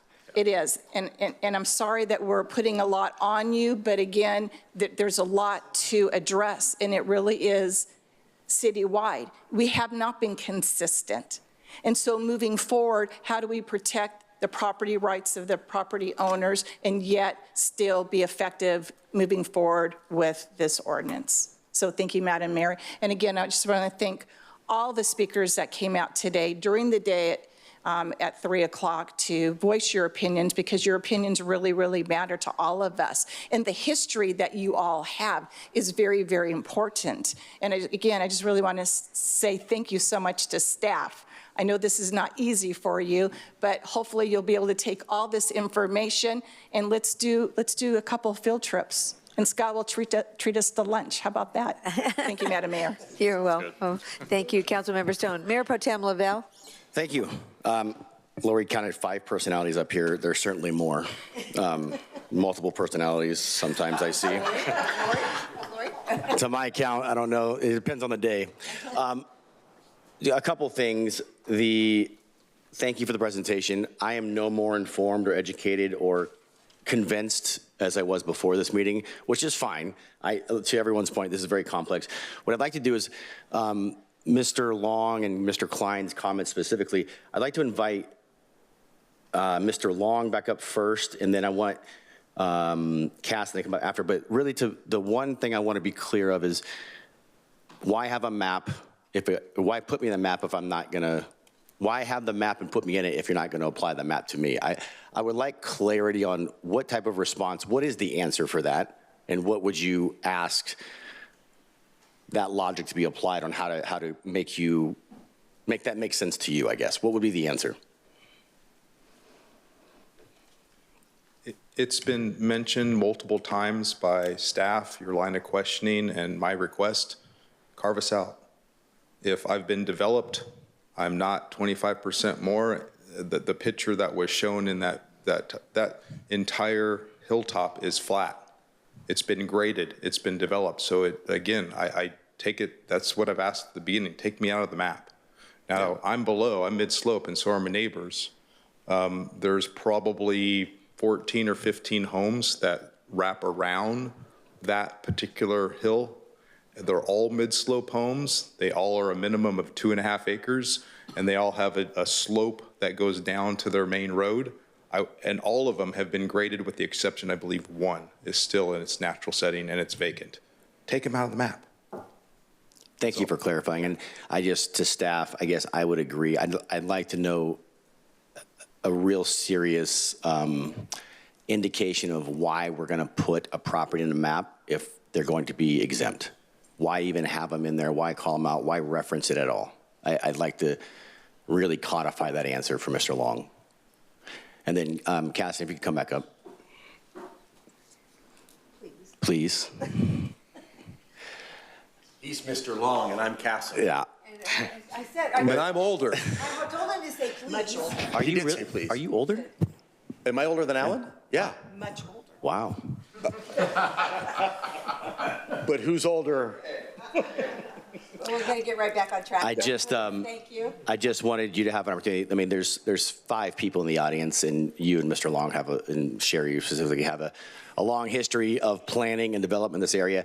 I just wanted you to have any opportunity for final comments or thoughts. So, again, to the specific plan, talking about the vineyards, the map that was approved, and I'm not sure that it's still valid, could not be built today because of changes in federal law, and I don't know if the fire map. So to your point, Ron, and to Tiffany's, simply because there may be an approved map or project, entitlements expire. So for us to just sign them off as, oh, it's a specific plan, they've got an approved map, we are doing if the general plan goal is to preserve hillsides and ridge tops, then we need to throw everything in there. Now, to David's point, and I may be wrong, and this is probably a legal question that can't be answered today, but I would certainly ask, perhaps we've already met the goal. So if we were to get into the general plan and deal with the CEQA issue, maybe the finding is we've met the goal. But, I'm really hammering on the specific plans, you guys. Again, we don't want to be what's happening to Temecula. And I'm not trying to take away from the vineyard, right? They have a right to develop their land, but the community, to Lori's point, right? We have a quality of life. We incorporated for that quality of life, and we have protected that. Your predecessors and the 5 of you and staff have gone to great lengths to protect that. And look, I've been the one hammering on Christopher and staff about why is this taking so long? Why is this taking so long? I have a client that has been subject to basically what is a quasi-moratorium, in my opinion, right? So it's the balance that I have as a development representative and a resident of representing my clients, but looking out for the good of the community. Right? So again, I think we really need to look at these specific plans and include them and revise inside of those specific plans that they're subject to whatever hillside ordinance that we are going to revise. Again, if it's any hillside, ridgeline, whatever in the city, it needs to be all of them. And if they're exempt from MSHCP or it's been graded or developed, then so be it. Thank you. Thank you. Madam Mayor. Mr. Long has one more point. Before Mr. Long speaks, I just wanted to clarify. I wasn't suggesting that just because there were specific plans that we wouldn't look at them. They're saying there are going to be some situations where we don't have a choice. I'm not suggesting the vineyard is one of those in the least, because they're talking about major changes to their original plan. We could find ourselves in a place, though, that we're stuck with what it is. Your Ranch is probably the most likely of those. So I wasn't suggesting we don't look at every single one. I agree with you 100%. And that wasn't clear to me, so that's why I said what I said. And I want to make sure that it's clear to staff and the public as well. Thank you. I made a comment earlier, and you reminded me, John, about a mountain out of a molehill, and you really have to look at this plan in the map specifically. On the west side of town, this applies to a lot of the lots as well. You can control what's there through your development code. Okay, your general plans causing a little bit of a issue because of what it says and how to do it, and then the development code follows. And what I mean by that is if you look at the area that I'm in that I referenced, or the west side of town, they're 2.5 acre minimums with a whole lot of other building structure constraints that sort of takes care of that. You apply the MSHCP as well. If we're going to do a tract map and subdivide, MSHCP kicks in, so you have to conserve land. You know, we've already dealt with that dilemma where you have 10 acres at 2.5 acre minimums, and your conservation requirement is above 50%, it's not worth subdividing. Yeah. Just you're giving up most of your land to end up with what you had in the first place. So there's already those constraints in place that I think should be considered. If you're looking at what does this look like, what do we want it to look like, you have a lot in place already. Yeah. Mm-hmm. Okay. Madam Mayor, just to be the timekeeper here, we've got about 20-ish minutes. I'm watching it. Trust me, I'm watching the clock. Okay, Councilmember DeForest. Thank you, Madam Mayor. Just a few questions and comments. Looking at the map, is there any way that we can also map the environmental areas that are protected so we could actually see those areas, or have you already done that? So one of the maps that we had shown has the MSHCP criteria cells on there. Okay. So we don't know exactly where the critical habitat might be, but we know that properties in those cells are probably going to have that to deal with that issue. All right. Well, Sorry. do you remember what slide that was? Are you asking it to be more this. defined so you can actually see it? So is that the red squares? Yeah. Okay. Okay, Yeah, the red squares are the criteria cells. okay. Okay. Well, you know, it's interesting because when we look at this, the most prominent area, or the area that I think is most prominent, especially looking from here, is the hillside that's left out, because it's already carved out of a specific plan. So if we can't do amendment of a specific plan that's already in existence, I don't see why, I mean, we need to do something with that, or we're going to find out, and we're in the same place that we are with our development objectives. We're behind, right? We were behind the 8 ball as a city with our objective standards for development, for multifamily. We were behind. And that's why we have some of the issues that we have now. I would like to look to the future. So let's see what we can do or bring this back, and to say, listen, we can't leave that out. That is very, very important to the aesthetics of this community. And we've already lost control of many other things. So let's at least take control of what we can. The other thing is, most of my west side that I'm representing is yellow. You see that long strip of yellow that probably maybe even encompasses my home. Or where is the plateau piece coming into that? Because there is a house built right up against the plateau that contacted me because they tried to do a fire break, and they were not allowed to because of the hillside ordinance. They were not allowed to grade for a fire break. And that's the very top house that you can see that's most prominent looking at the west side. So how is that? I might be able to speak to that. I believe the top part of the plateau is actually in the county Riverside, La Cresta. Where does it touch our first home on that west side? Let me see if I have a way down the hill. Let's see. Well, that was fast, huh? Sorry. So you can kind of see the ridge lines on the west side here. It's in the city boundaries, that yellow line there. So it's probably where that development was occurring was actually in the county, and they do have their own guidelines as well. So, and I love looking at your maps, and I appreciate them. And this is not personal, but I can't see what I'm looking at there. It looks like a bunch of gray squares, and I can't even read streets. So how in the world am I supposed to know what I'm looking at to make an educated decision on this when I can't see? I know nobody from the community can see that, but I need a little bit more from you with respect to definition and overlay, and I want to be able to see what's going on here, because I certainly can't make an educated decision looking at that gray map. Yeah, we'll be happy to add some more details. Thank you. With layers. I appreciate that. And I Absolutely. appreciate you having, Good I know feedback. it's a big city. I know there's lots, but I'm pulling stuff up on my phone so I can see where this is, and I shouldn't be doing that. So, and I think to just elaborate, if entitlement can expire, then we should expire that entitlement and make it what we want to see our city. Because we have a few areas that are left that we can actually control. And although I'm into property rights of property owners, I'm also into aesthetics and beautification of our city. And that's been demanded by the constituents. So I think that this is so vitally important moving forward for the future, right? We need to look to the future.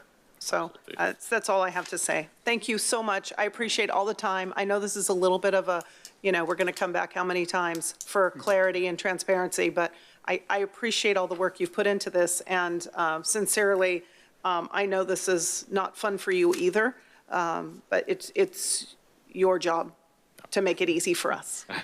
Thank you. Sorry. That's okay. Okay. Before we close, before we go to recess for closed session, or before 4:45, you have done an excellent job. This is not an easy task. And I do understand Mr. Klein having someone waiting for this to happen, and yet as a residents, we want it to be really beautiful. Rushing this just to haste and getting it wrong again is not what we need. We need to get it right, and we need to get it right this time. So I am very much in favor of coming back, getting questions answered, getting some standards put together, and really taking a hard look at what we need so that we can apply it citywide and make it so that it's a place where everybody is proud of, and not everybody coming and yelling and screaming all the time because it doesn't make sense. And so I would appreciate that we can do that. I think the direction is, let's come back. You've been given lots of tasks. Is there anything you want more from us to clarify that you don't have at this point? I think that's good feedback, and thank you for all the good comments. And we will, we'll be able to provide those details at a future meeting. I don't know if there's anything else my colleagues want to add, but thank you for the opportunity today. Thank you. And people, thank you so much for coming out and spending time with us to give us your input. It is very, very important, and we appreciate your time. And with that, I'm going to recess until 4:45. And we have only a small... Good afternoon. I'm now going to call the June 17th meeting of the Murrieta City Council to order. Madam City Clerk, would you please call roll? Councilmember DeForest. Here. Councilmember Stone. Here. Councilmember Holliday. Here. Councilmember Lavelle.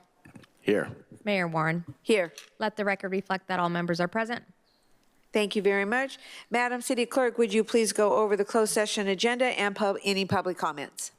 Seeing no public comments, Madam Mayor, the City Council will conduct closed session pursuant to Government Code Section 54956.8 to enable the City Council to consider negotiations and to give direction to its negotiators regarding certain real property at the intersection of Kalmia Street and Jefferson Avenue, APN 903-080041, 906-080042, and 906-080033. With Bold Communities and Fidelis Advisors. The city's real property negotiator, city manager, assistant city manager, development services director, economic development director, and the city attorney will seek direction from the council regarding price and terms of this property. City council will also conduct closed session pursuant to Government Code Section 54956.9D1 to confer with city manager and legal counsel regarding one litigation case, Hawk versus City of Murrieta, case number CVME 2501856, Riverside County Superior Court. City Council will also conduct closed session pursuant to Government Code Section 54956.9D1 to confer with legal counsel regarding litigation which city is a party. Title of such litigation is City of Dublin et al. Versus Cephalon Inc. et al. Case number 120P452255 DAP, U.S. District Court for Northern Ohio. And lastly, City Council will conduct closed session pursuant to Government Code Section 54956.9.9D2. There is significant exposure to litigation in one case. Thank you. With that, we're going to go into recess, into closed session, and we will reconvene at 6 p.m. for the regular meeting.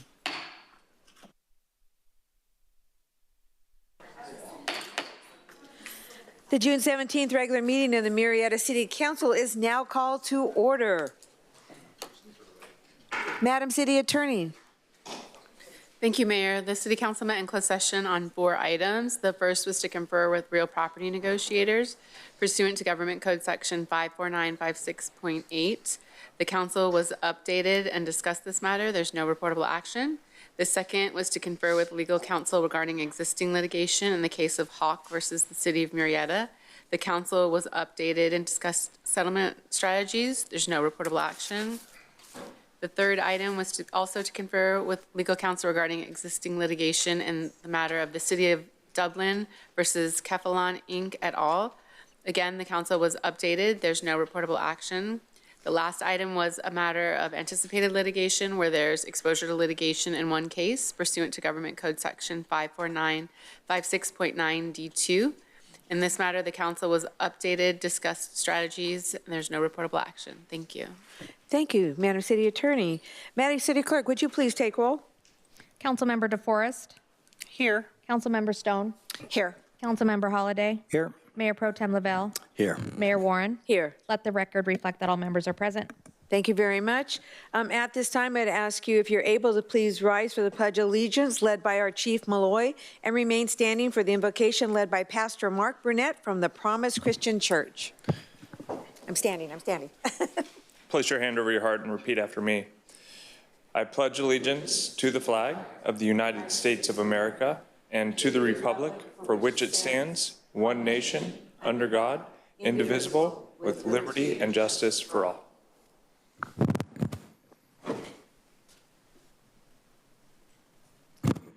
Let us pray.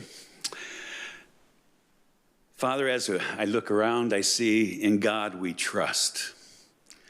But Lord, right now we're a little bit of a mess. We pray that you would be with our country, for our world, the wars going on, for those who are picketing, others who are really not trusting what's going on here in this country. But we pray that you would be with the city council now, Lord, that you would guide them and lead them and give them the wisdom and discernment they need. We pray for a wonderful evening as we come and look to you for our strength. In Jesus' name, amen.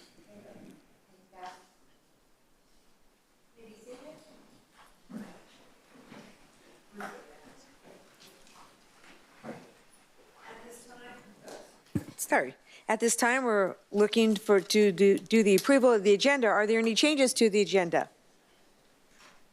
Seeing none, may I have a motion and a second to approve the agenda? I have a motion by Councilmember Holliday and a second by Councilmember DeForest. Please vote.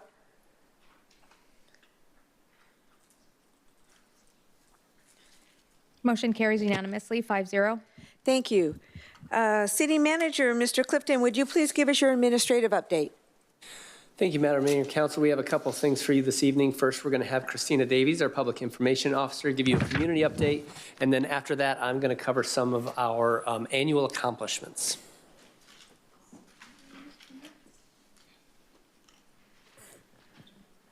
Welcome. Good evening, Mayor Pro Tem and Council. So as usual, I'm just going to give you a quick little update on what is going on in Murrieta. So first, let's talk about upcoming events. Well, we have a big one coming up, and that is our birthday bash. That is happening on June 28th at our Cal Oaks Sports Park. But I did put in bold up there with a few asterisks that a portion of Cal Oaks Road will be closed between Jackson Avenue and Lincoln Avenue from noon to 10 p.m. on that day. So we are notifying the public, and I know businesses in that area have also been notified as well. And then as we go into July, we will be having our concerts in the park. On Saturdays in July. And for more information on our events, you can go to murrietaca.gov/events.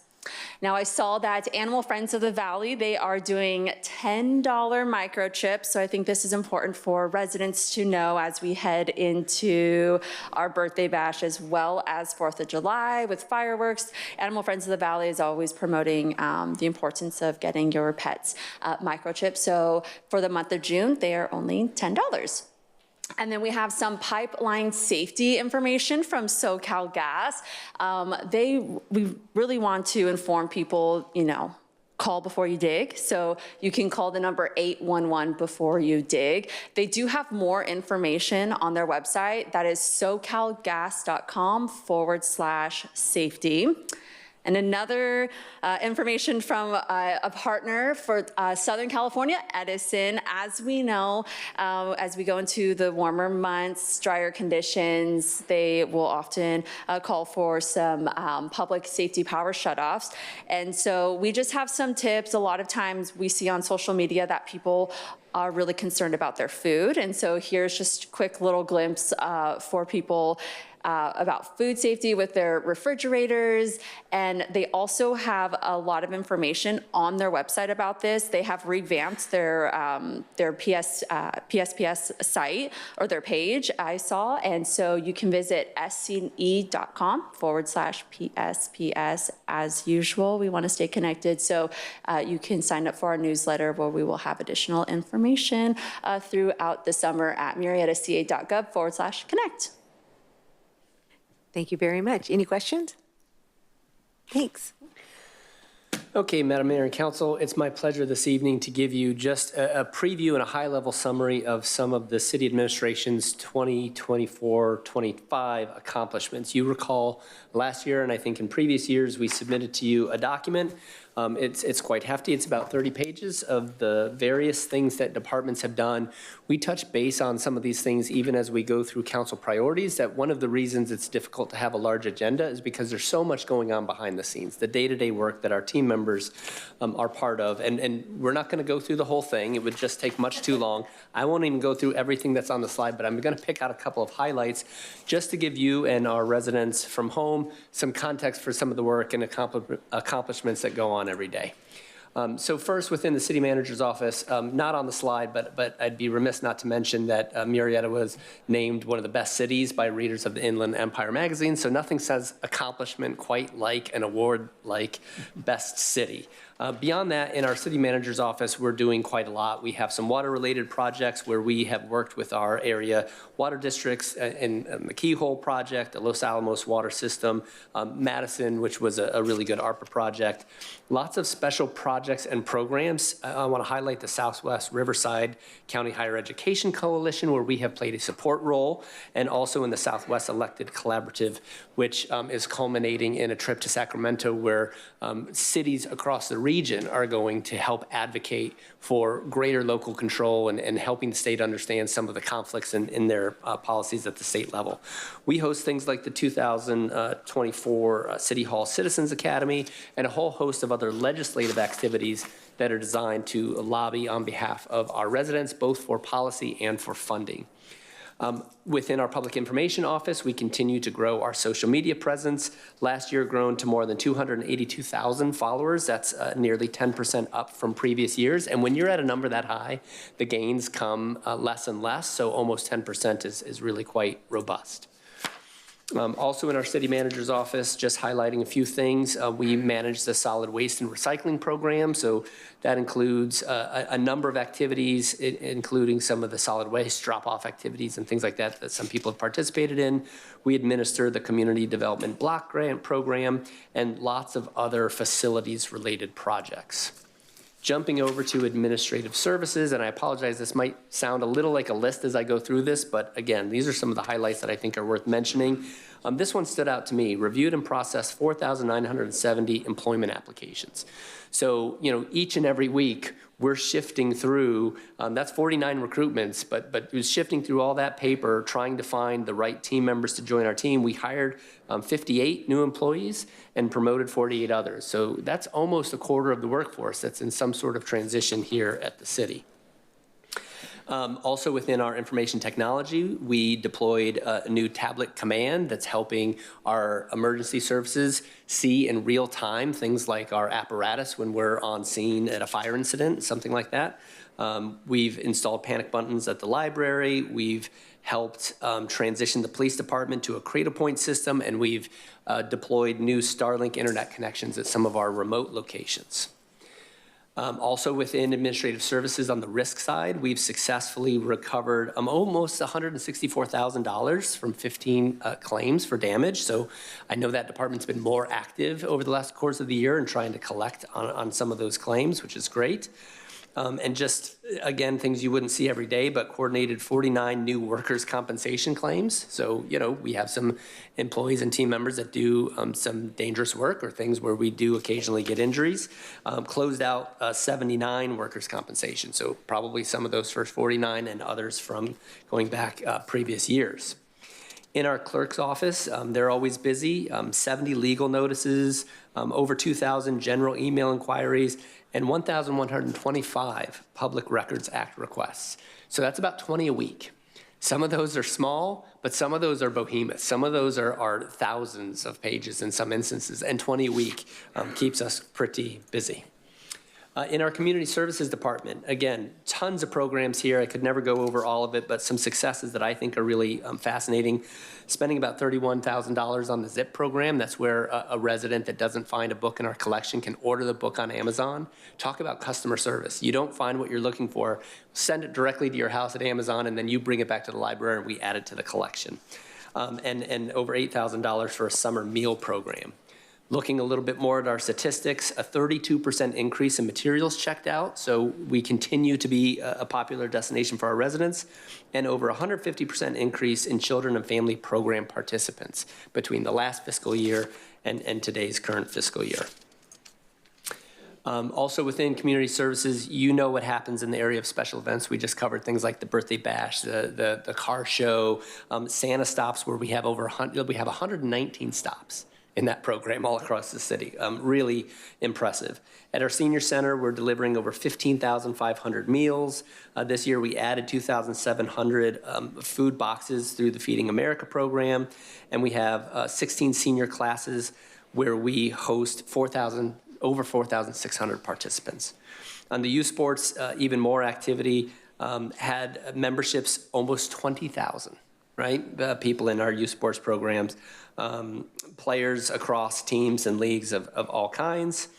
And then looking at our alternative recreation programs for some of our adults and children's with special needs, we also have very high participation, thousands of individuals and kids.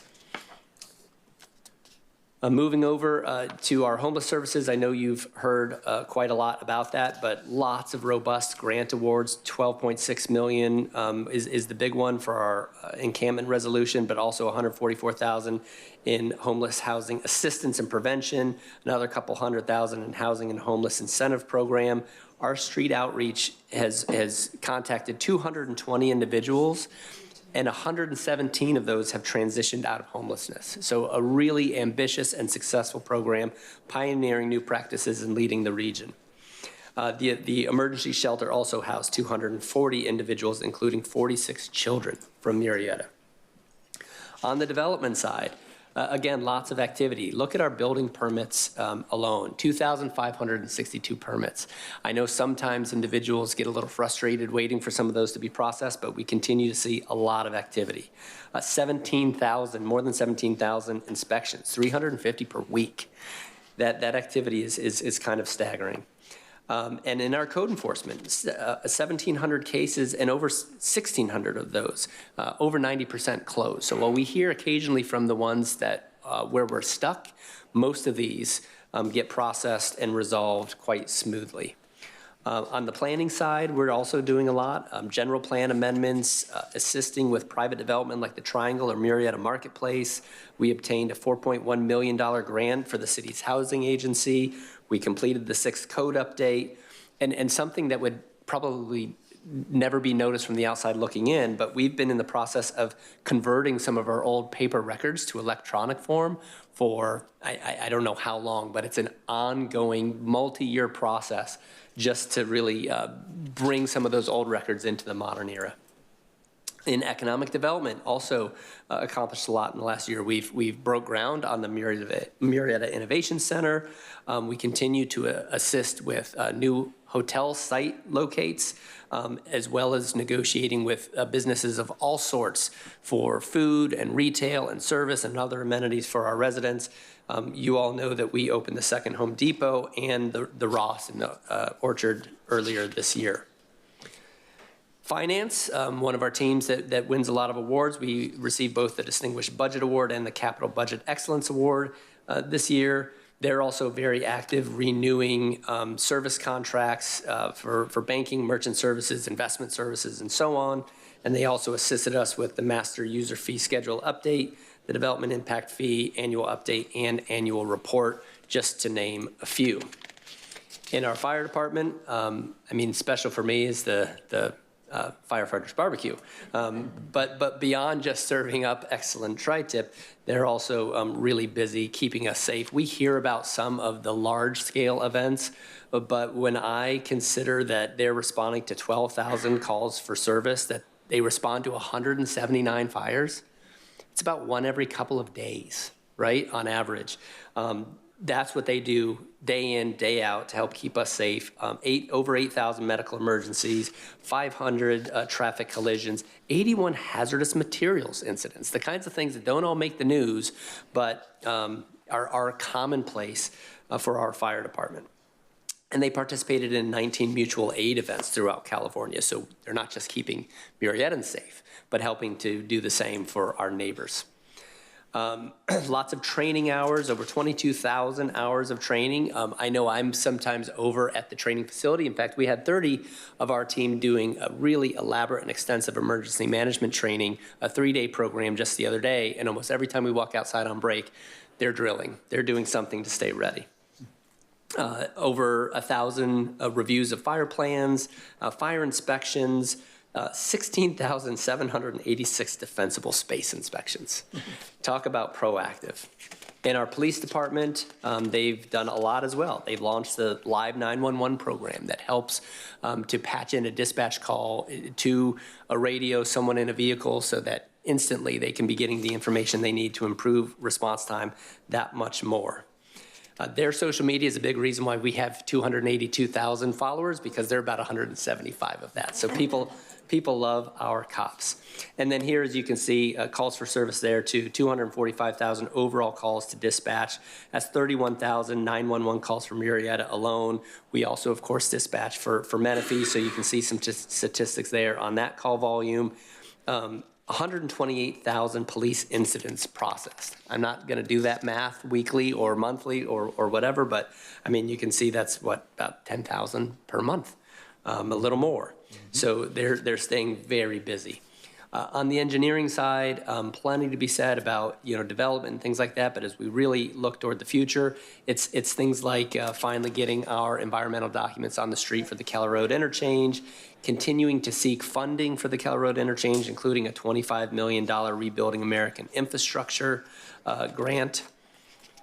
And then on the permitting side, also just very active, whether it's an encroachment permit, grading, street improvements, et cetera.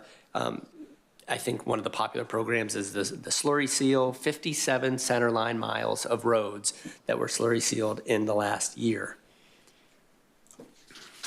On the public works side, again, also very busy. Lots of street sweeping, internal worker orders, 464, so more than one a day. Someone needs some help with one of our facilities or something in the community. We maintain 53 parks and streets and much more.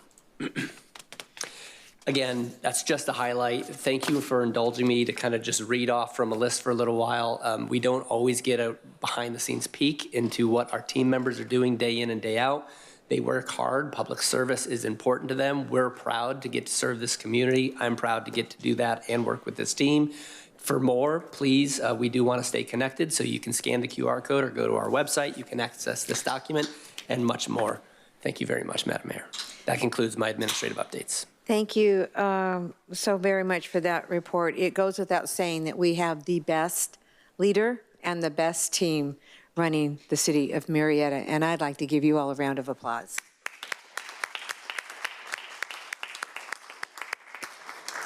That's a lot of work being done in 1 year period of time, I'll tell you that. We're going to move on to our governing body, commission, and committee board reports. Governing body reports is an opportunity for the City Council to provide a brief report on conferences, seminars, and committees, and board meeting attendance. Governing body announcements is the opportunity for the City Council to provide miscellaneous reports and announcements. 5 minutes per each. The City Clerk will use her computerized timer, and we are getting ready to start with Councilmember DeForest. Take it away. Thank you, Madam Mayor. I will defer my governing board announcements to our next meeting. Thank you so much. Excellent. Thank you so much. Councilmember Stone. Thank you very much, Madam Mayor. For the last year and a half, the Southwest Leaders Collaborative have been meeting to discuss infrastructure, traffic congestion, and collecting data. The cities that have been involved is Menifee, Canyon Lake, Lake Elsinore, Menifee, Murrieta, Temecula, along with Pechanga, the County of Riverside, WRCOG, RTA, and RCTC. And I just want to thank our mayor for partnering with me in collecting all this data. And next week, we plan on going to Sacramento as a team to advocate for local control, which is being taken away from us every single day, and to deal with traffic congestion and the expansion of our freeways. If you are unaware, Caltrans in the state of California will not expand or build any additional freeways. And it's very important that they understand what Southwest Riverside County is all about. So please wish us a lot of luck. I want to thank Bob Mailing and Isaac Bravo and our Assistant City Manager, Kristen Crane, for participating in the last year and a half and giving us a lot of history and a lot of guidance. So is Bob in the audience? Anyways, thank you so much for your efforts. In addition, I attended the General Assembly for WRCOG, but more importantly, we had a meeting after our General Assembly, and I wanted to share some statistics with you. When we talk about traffic flow, we talk about how it impacts our community, and I want to share some statistics with you. The amount of people that come to Murrieta to work that do not live in the city of Murrieta is approximately 26,469 people. That's how many people actually come to Murrieta to work. And those that leave the city of Murrieta is 39,333 people. But more importantly, I wanted to share with you that the sector with the most amount employed residents is education, healthcare, and public administration, which includes teachers, nurses, doctors, federal, state, city, county, government employees, and police and fire. The highest number of jobs in the city are education, healthcare, and public administration. So I thought I would share a couple of those statistics with you. At the WRCOG General Assembly, one of our nonprofits, Cultivating Inclusions, were nominated for an achievement award, and they were one that was selected. And if you're unfamiliar with Cultivating Inclusions, it is a public-private partnership between the city of Murrieta and this nonprofit. Their goal and their objective is it is a community garden where special needs adults come, they learn how to plant, pick, and harvest all year long, and 100% of the food that is collected is donated to our food pantries here in Murrieta. So I wanted to say congratulations to Cultivating Inclusion. And with that, you could review the rest of my meetings on our city website. And to echo our city manager, I just wanted to say, our mayor to our city manager, thank you so much for your update. And it's a proud moment for me as a city council person and as a resident to know the hard work that you are leading our entire city team. So again, as she said, a round of applause. Thank you again so much for all of your efforts. That concludes my governing body announcement, Madam Mayor. Thank you, Councilmember Stone. Councilmember Holliday. Thank you, Madam Mayor. I attended the Regional Conservation Authority meeting on June 2nd. They approved the acquisition of one property. Is the only thing we have to report out from that one. For my governing body announcements, it's a long list because I was catching up because I failed last meeting. So I got caught up for those. A couple that I want to highlight that's more recent is I also attended the Western Regional Council of Governments General Assembly. You can see the picture. You need to zoom in and highlight on Councilmember Stone's purse that apparently can't even hold a tube of lipstick, from what I hear. Very patriotic. I love that. It was a great event, probably one of the best ones I've been to. Admiral McRaven was our keynote speaker, and he was very, very interesting to listen to him, as he's had quite the career. Also attended the Murrieta Father's Day car show. A lot of people aren't aware that car show used to be in Temecula. And back when the Murrieta Valley Foundation existed, which I was on the board of, we brought that to Murrieta. And do we know what year this is? What year we are now? 54. 54? 54th year. It was in the 30s something when I brought it to Murrieta, so they just kept counting the numbers. And to me, the highlight was Councilmember Lavelle's. I hope he has a picture coming up. Do you? No, I don't. Oh. Couldn't get a camera big enough. It's too big. I call it Frankenstein. He calls it the monster because he's more accurate. It's Frankenstein's monster because it's pieces and parts from at least 3 or 4 different vehicles. I think it's got a house part in it too, right? An inverter from a house and a battery. It's pretty. Yeah, it's insane. You've got to see this thing. So I will encourage him to bring a picture next time. But the car show is always great. I did like the mayor's choice, even though I was teasing her about it. I thought it was a great choice. And that's all I've got. Thank you. Great. Thank you very much. Mayor Pro Tem Lavelle. Thank you, Mayor. Just quickly, I went to the WRCOG meeting as well with 3 of my colleagues. Great night, fun night. Got to see some familiar faces from years past. Also went to a residence house. I got an email about some concerns that were had over in my district on Tinderbox about some fuel mods, some broken sprinklers, some landscaping issues, and to City Manager Clifton's demonstrated with the slides. We have such an amazing team that night we already had answers, even before I went, I think. We had answers going to the resident, corrective action for some of the issues at hand, and still working on those to help get satisfaction up to par. And I knew going into that meeting I was going to hear some complaints, but I also knew the support system behind me was so great that there was nothing to worry about. So I appreciate the city staff and everybody that was behind those conversations to make that a success story. Went to the city clerk appreciation barbecue. Clerks and Works, there you go. I'm happy to report out that I was on the winning team of both tug of war teams. I was ordained a city clerk that day, and she's not going with your statement here. But I got some type of badge. I don't know. I remember I was made official in some way.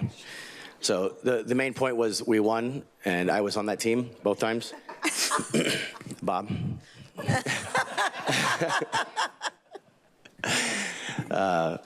No, that was a great event. We've never done that before. That was the first time, right? I really hope that continues. I think it's a great atmosphere and environment for everybody to hang out together and enjoy each other's company outside of work. So, and then the car show. Yeah, I built a 5-ton military truck into an RV. I brought it there. It's extremely ugly if you like paint, but it was cool to be there. I didn't think people would want to go inside, but all day long, I had the AC going from the Tesla battery and the inverter I put in it to let people go inside. So it was cool. Saw a lot of familiar faces and family actually that showed up that day that didn't know where we're going.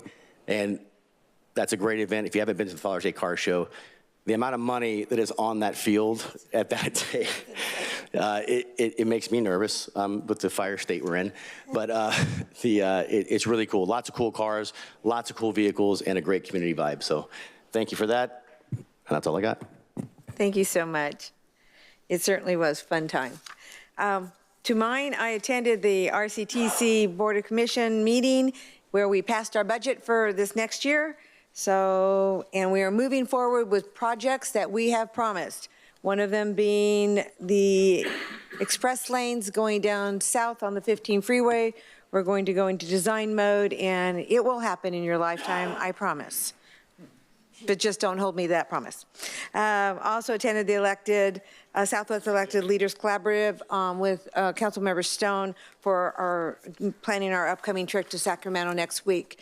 And kudos to Councilmember Stone for putting this together, because going together as a collaborative group of representatives from this region speaks volumes. So thank you. I think we're going there with a good message. We're not going there to pound our fists. We're going there to educate and let them know what we're all about here. And I think that's important. Once they understand, maybe we'll get a nice little, award or something down the road. I don't know. My governing body announcements. Most of us all went to the State of the City for Temecula. Ours is in October. It's going to be great. So put October 15th on your calendar. Myself and Mayor Pro Tem attended the graduation for Murrieta Mesa High School on the 5th of June, and just fabulous. Such amazing kids that are going to be our future. I was so impressed with how many smart and elaborately going to schools that I could never have dreamed of going to. So between Duke and Yale and Harvard, and it was quite impressive. I also attended I want to highlight the Chamber's networking breakfast. It used to be the State Board of Equalization. Now it's the California Fee and Administrative, some crazy name. They collect the sales tax. Taxman coming. Well, I got to tell you, that was so informative that did you know that if you have your bread toasted at a sandwich shop, that you now pay sales tax on that because it was toasted? If it wasn't toasted, you wouldn't be paying a sales tax on it. We learned a lot. I know those are the crazy things that we're paying for. So that was very informative. And did you know that the French Valley Airport Cafe just celebrated their 25th year in business? That's a big hurrah for me. And the car show, and yes, Mayor's pick was a 1930 Ford Model A, and she was a beauty. And I'm sure there's a little story behind it, and it's a beautiful car, and I just couldn't pass that one up. Along with Mayor Pro Tem and myself, we attended the ribbon cutting for the I-15 French Valley Parkway Phase 2 project. You probably noticed if you're coming from the San Diego area and you're coming down the hill in Temecula to go to Murrieta, because that's where you want to end up, it's free-flowing. It's not stopped anymore, so it is working. There's still Phase 3 and a Phase 4, so for some money, we'll be able to get that moving as well. But I really wanted to highlight what I did yesterday, and that is go to my third demolition derby benefiting the Burn Institute, where our Murrieta firefighter took second place in the demolition derby. But I will tell you, they really earned first. And I'm sure Chief Malloy will agree with me, we did great. We had the biggest contingency rooting them on. Kyle Lackey was an excellent driver. And it was such a great time. So congratulations to the team, and I look forward to winning it next year. So coming in second is only good once. And that concludes my reports. We will move on now to public comment. Any person may address the governing bodies on any subject pertaining to city business. Normally, no action may be considered or taken by governing bodies on any matters not listed on the agenda. Each speaker will be limited to 3 minutes. I will note for you again that we started our meeting today at 2:45 with a lengthy agenda. Any request made to the city clerk for more than 3 minutes. Unfortunately, I'm not able to accommodate request for tonight, and I hope that you will appreciate it, and thank you for your understanding. Madam City Clerk, do we have any public speakers? Thank you, Madam Mayor. Amy Edgeworth. Welcome. Good evening, Madam Mayor, council members, city staff, and community. I'm not here asking for anything tonight, just your attention for 3 minutes and a story I think you'll appreciate. I was having lunch at the mill with a friend. We talked about family, how lucky we both feel to be part of our in-laws' stories. I nodded. I married into a family that I both like and love, and I know how rare that can be. Then the conversation shifted to the family you come from, the one where the connection isn't always there. She told me she's the youngest of many siblings and her parents passed too soon. The few stories she heard lived somewhere back in childhood, and over time she'd made peace with that. But then she paused and said something I've heard before. Sometimes I wonder what it would feel like to really know where I come from, to say them, I come from them. And I felt that. When my biological father passed away 2 years ago, we weren't close, but I flew to Oregon for his funeral, and that's when things shifted. We opened photo albums, immigration records, ship manifests, and suddenly I could hear his New York accent in my head, telling me stories I didn't know I remembered. My ancestors were Ashkenazi Jewish immigrants from Poland and Saxony, listed in census forms as speaking Yiddish and German. They came through New York, stayed for generations, and eventually made their way to California. Their jobs told the story: a wood carver, a day laborer, a submarine carpenter, a bank porter in Queens, a teacher in the Bronx, a Singer sewing machine sales manager, and a bookkeeper at a travel agency. Naturally, I got excited. I know I can dominate a conversation when I start talking genealogy. But I stopped and asked her, "So what do you know about your family?" And she was very quiet. That's when it hit me. She didn't know much, but she really longed to. So I did what any sentimental, over-caffeinated amateur genealogist would do. I went home and looked up her family tree. And you know what? I traced her father's line back to the year 1000. And her family that came through the Massachusetts Bay Colony. And yes, we're cousins, 9th or 10th, but still, I'm claiming it. Oh my God. And how does this all connect? Through my dad's side.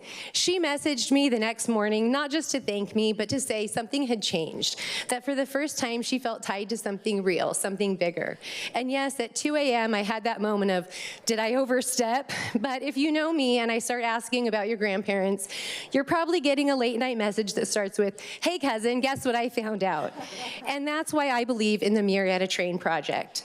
It's not just about restoring a train car, it's about restoring belonging, about finding our place in the timeline. It's about someone finally hearing, you come from strong people, you're part of something.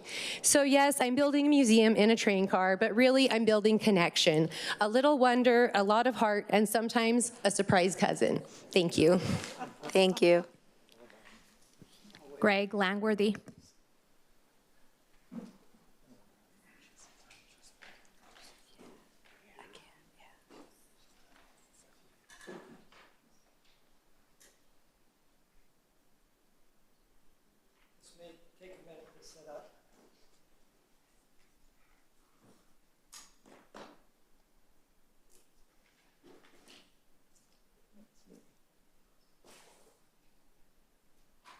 So can you see this?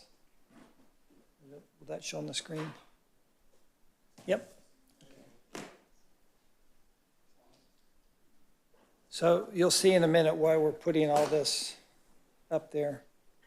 My name's Greg Langworthy, and I am part of the Riverside Election Integrity Team. And we're a team just of citizens committed to this principle here, that the United States shall guarantee to every state in this union a Republican form of government. My grandson hit the green pin on the government, so that's why that got there. But that's really why I'm doing this, for our grandkids, kids and grandkids, to make sure that we have an election system that's trustworthy, because our whole system of government depends on our election system that gives you guys credibility with the consent of the governed. And so we are looking at our election system in Riverside County to make sure that it is dependable and trustworthy. What these notebooks are is we have done an audit, and I'll give you this next slide. For an election system to be legal and dependable, it has to meet these criteria. The voter rolls must be accurate. Jim's going to talk about that in a minute. Only eligible voters can vote. System must be highly accurate. Only one ballot error out of every 125,000. That's both federal and California law. And the ballots cast must equal the votes counted. And I think that would seem common sense when you guys do, when you reconcile your ballot statement, you want to make sure the bank has the same as what your register says. Well, that's what we did. We collected all the deposit slips from the 2024 election of all the ballots that were cast in the 2024 election. And we compared it, and Art said, yeah, this is something they have to do before they certify. But here's our concern. This is what we found. So mail-in ballots, 774,205, in-person ballots, 158,578. Ballots delivered to the ROV were 932,783, minus all the ballots they rejected. But here was the total, 925,210. That's what you get when you count all these deposits. However, what did the machine count of the ROV come up with? 959,098. They had more, 33,888 more votes counted by our vote counting system in Riverside County than they have deposits for. Where did those 33,888 ballots come from? We don't know. We don't think Art knows. That's why we're investigating. That's why we're bringing it to your attention as well. So I'll send you a follow-up email.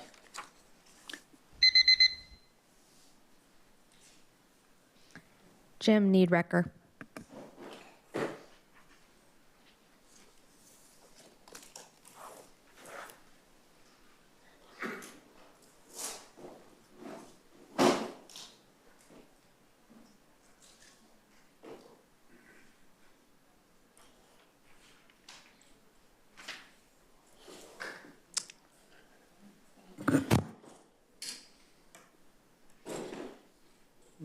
Good evening. I'm Jim Niederrecker. I'm with the same team, Riverside Election Integrity Team. And what I want to talk about are the voter rolls. Greg mentioned that the audit's a significant issue, but the voter rolls are a significant issue as well.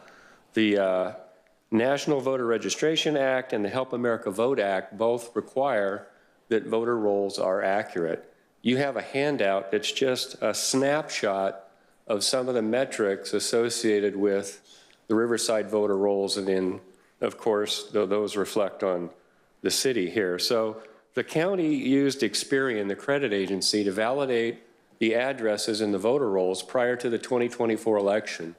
And what you see in this table is 270,000 addresses required review. 270,000 addresses are suspect. What's disappointing here is the registrar had about 4 months to go correct those before he mailed the vote-by-mail ballots, and they did nothing. So those vote-by-mail ballots got mailed, and you all paid for some undeliverable ballots. This second table is from United Sovereign Americans, and it shows some really revealing statistics. For example, multiple voter IDs, that means there's duplicate voters out there. For Riverside, the estimate was 2,700. Invalid addresses, those imply that the residence is not a legal residence, so they've registered a vacant lot, Walmart. Those ballots are likely undeliverable or they're going to get collected by somebody. 27,556. And then birthplace altered, that implies that you've got a non-citizen registered to vote. And that count was almost 8,000 in Riverside, so those are significant. We know elections have been won and lost by 100 votes, 200 votes. We had one election that was won and lost by 15 votes. So these numbers are significant. This last table is called the voter detail list. In 2024, this list shows who voted. And this list shows that registrants between the ages of 100 and 121, 138 people voted. I want to be in that gene pool. My wife will live to 100, I won't. The second statistic there, registrants born between 1800 and 1886, 37 people voted. So the registrar should be giving this data to the DA to go investigate. So what's in it for you? We're asking for your help. We want you to be part of the conversation. You could ask the registrar for information on undeliverable ballots. You could ask them about what they're doing to clean up the voter rolls. You could ask them what they're doing to address the audit concerns that Greg described. And we're going to have a meeting, a public meeting with the board and the registrar to talk about all this stuff. And we invite you to attend or send a staff member so you're well informed on what's going on. We want to work with the registrar and the board to get these things fixed. And then we're looking for your support. Thanks for your time. Madam Mayor, point of order. Jim, can you tell us what the date is with the meeting with the board? We don't have it right now. We're doing an audit of the special election for the seat vacated by Bill Asaley. And so we're going to do the same audit process. And after that, we're going to get a date set. Okay. Thank you. Yeah, we'll let you know what that is. Thank you. Thank you very much. We're going to move on now. Oh, sorry. Are there any further? Thank you. That concludes. Thank you. Thank you very much. At this time, we're going to move on to consent calendar. Items on the consent calendar are considered routine and may be enacted by one motion or vote. There will be no discussion of these items unless specific items are removed from the consent calendar for separate motions. Are there any requests from the City Council to pull any consent calendar items for discussion or abstain from voting? Seeing none. Are there any, let's see here. Madam City Clerk, are there any members of the public requesting to speak on a consent calendar item? Seeing none. Thank you. May I have a motion and a second? I have a motion by Councilmember Holliday and a second by Councilmember DeForest. Please vote.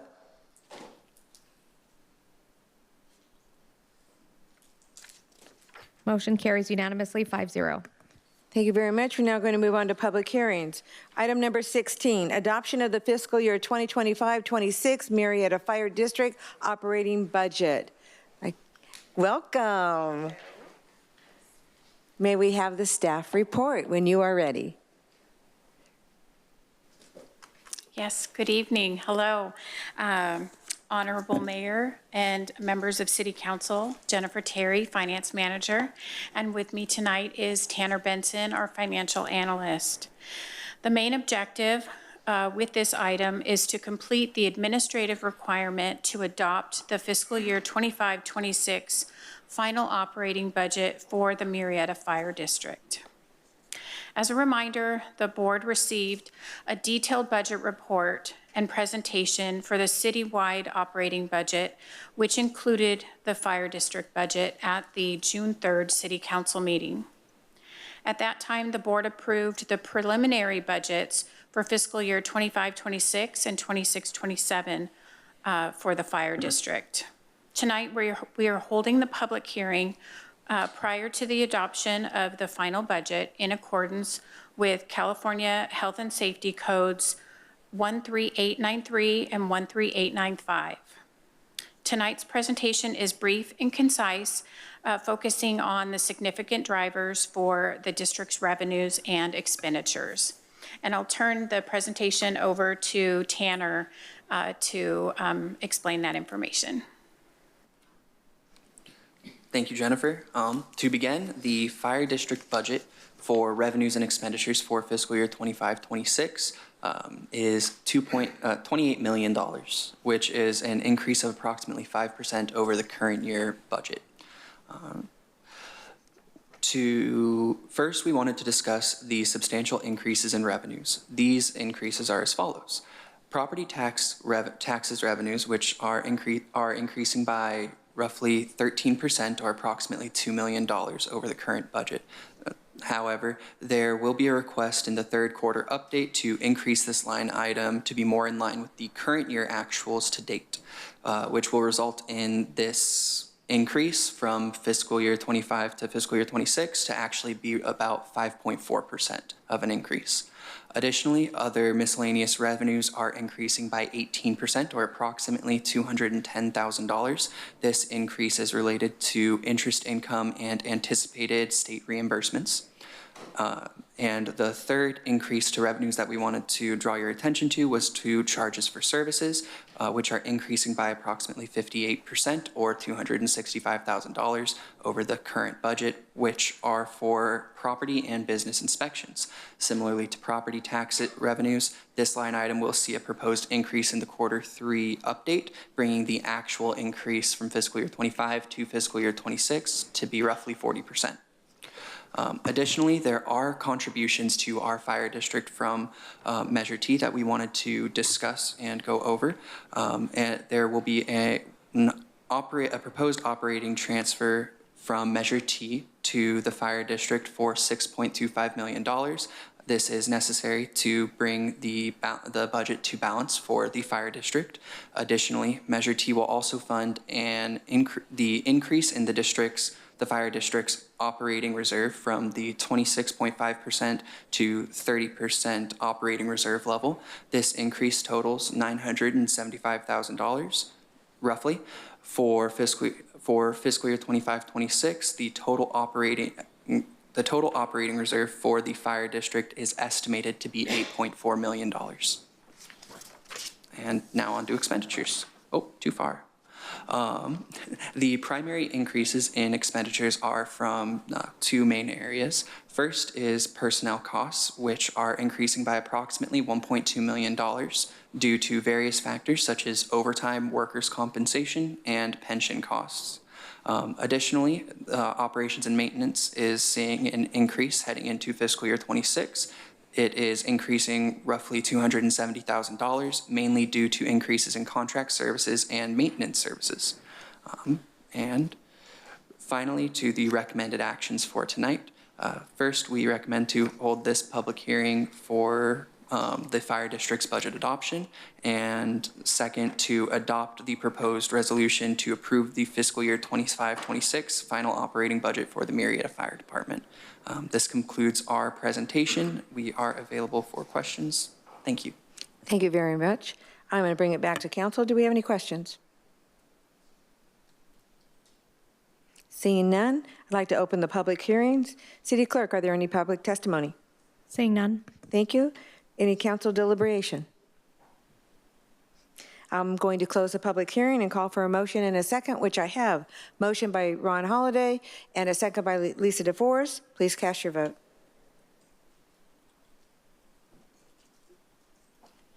Motion carries unanimously, 5-0. Thank you very much. We appreciate your hard work in getting that to us. Moving on to item number 17, our second public hearing item, transient occupancy tax revenue sharing agreement. Thank you, Mayor, and that is a mouthful, isn't it? It is, thank you. We're waiting for your report, sir. Well, good evening, Mayor and Mayor Pro Tem and City Council members. We're here tonight to discuss a proposed TOT, or Transient Occupancy Tax Revenue Sharing Agreement, between the City of Murrieta and Safar Brothers, Inc., who are here with us today. This agreement would be focused on a Woodspring Suites hotel that they're proposing in the northeast section of the city.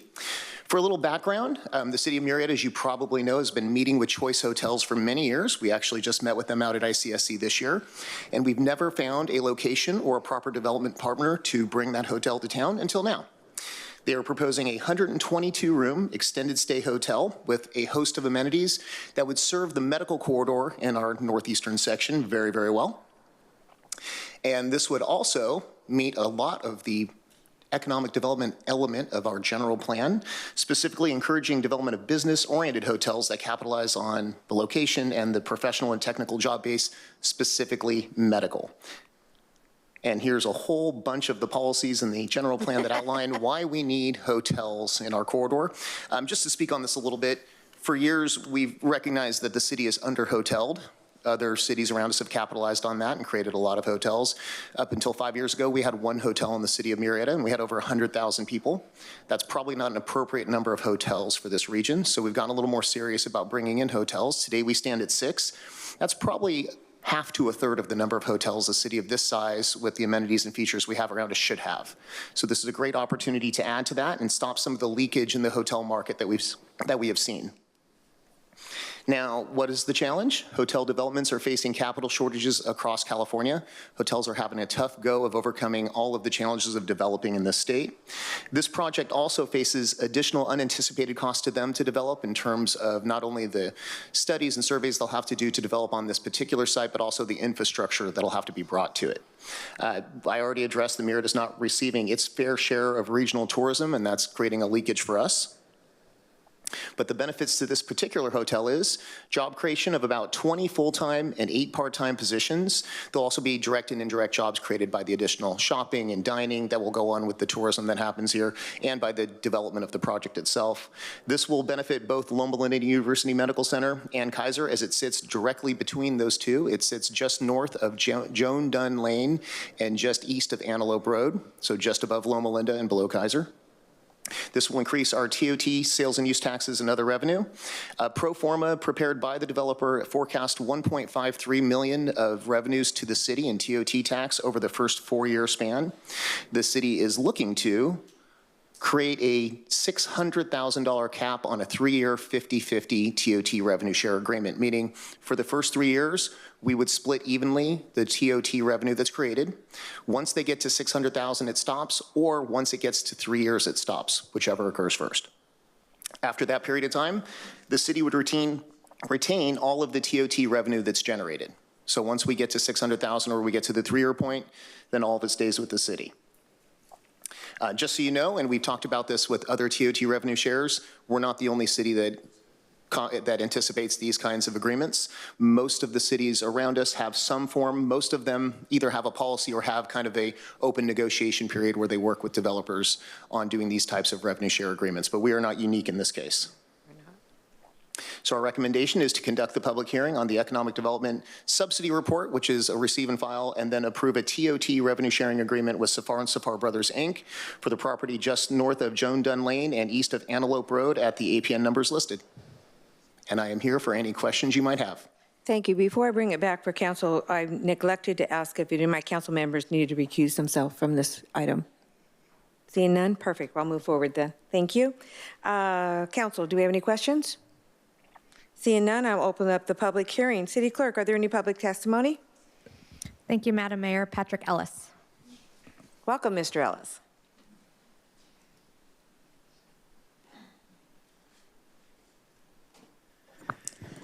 Good evening, Madam Mayor, Council, staff. Patrick Ellis, President and CEO of the Murrieta-Wildomar Chamber of Commerce, also Explore Murrieta. I think Mr. Agajanian did an amazing job describing this opportunity for Murrieta. I think we've all been to ICSC together and had many meetings with some of our hoteliers. This is a great opportunity for Murrieta. We know in today's day and age, most hotels do not get built by themselves anymore. The way it works, it's just not as feasible as it used to be. Cities don't have as many tools as they do. This is a tool that we do have. It's been vetted. It works, as Mr. Agajanian showed. Many cities are using this as a normal practice for these types of revenue generators for cities. We all know what TOT does for our city. It is what helps fill the potholes, put police on the street, help the firefighters. This is a win-win for us completely. So I completely support this. The Chamber completely support this, and I hope that you all support this as well. Thank you so much. Thank you very much. Madam City Clerk, are there any further public testimony? Seeing none. Thank you. At this time, I'm going to ask for any council deliberation. This is awesome. I'm going to close the public hearing and call for a motion in a second. I have a motion by Councilmember Stone and a second by Mayor Pro Tem Lavelle. Please vote.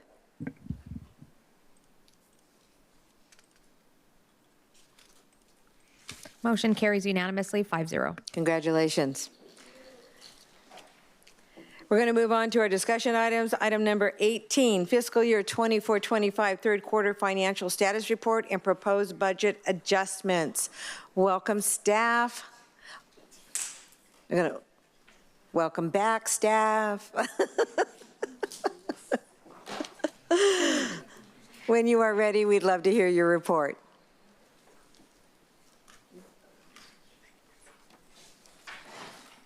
Thank you. Sorry, I forgot to do that other. I fixed it. Good evening, Honorable Mayor, City Council members, and members of the public. Javier Carcamo, Director of Finance. And to my left is Jennifer Terry, our Finance Manager. Tonight's report provides an update on the city's operating budget through the third quarter of fiscal year 2024-25. This presentation will cover a recap of prior quarter updates and actions taken for fiscal year 24-25. We'll talk about a brief summary of the objectives for this third quarter budget report, a forecast of sales tax revenue for the remainder of the fiscal year. We'll look at the impact of the proposed budget adjustments on the general fund and Measure T and assigned fund balance. We'll look at the changes to the schedule of authorized positions. We'll look also at the schedule of upcoming budget update reports for the fiscal year 24-25. And lastly, we'll summarize the recommended actions for tonight's report. For fiscal year 2024-25 marks the second year of the current biannual budget cycle. So far, staff presented 3 budget updates reports.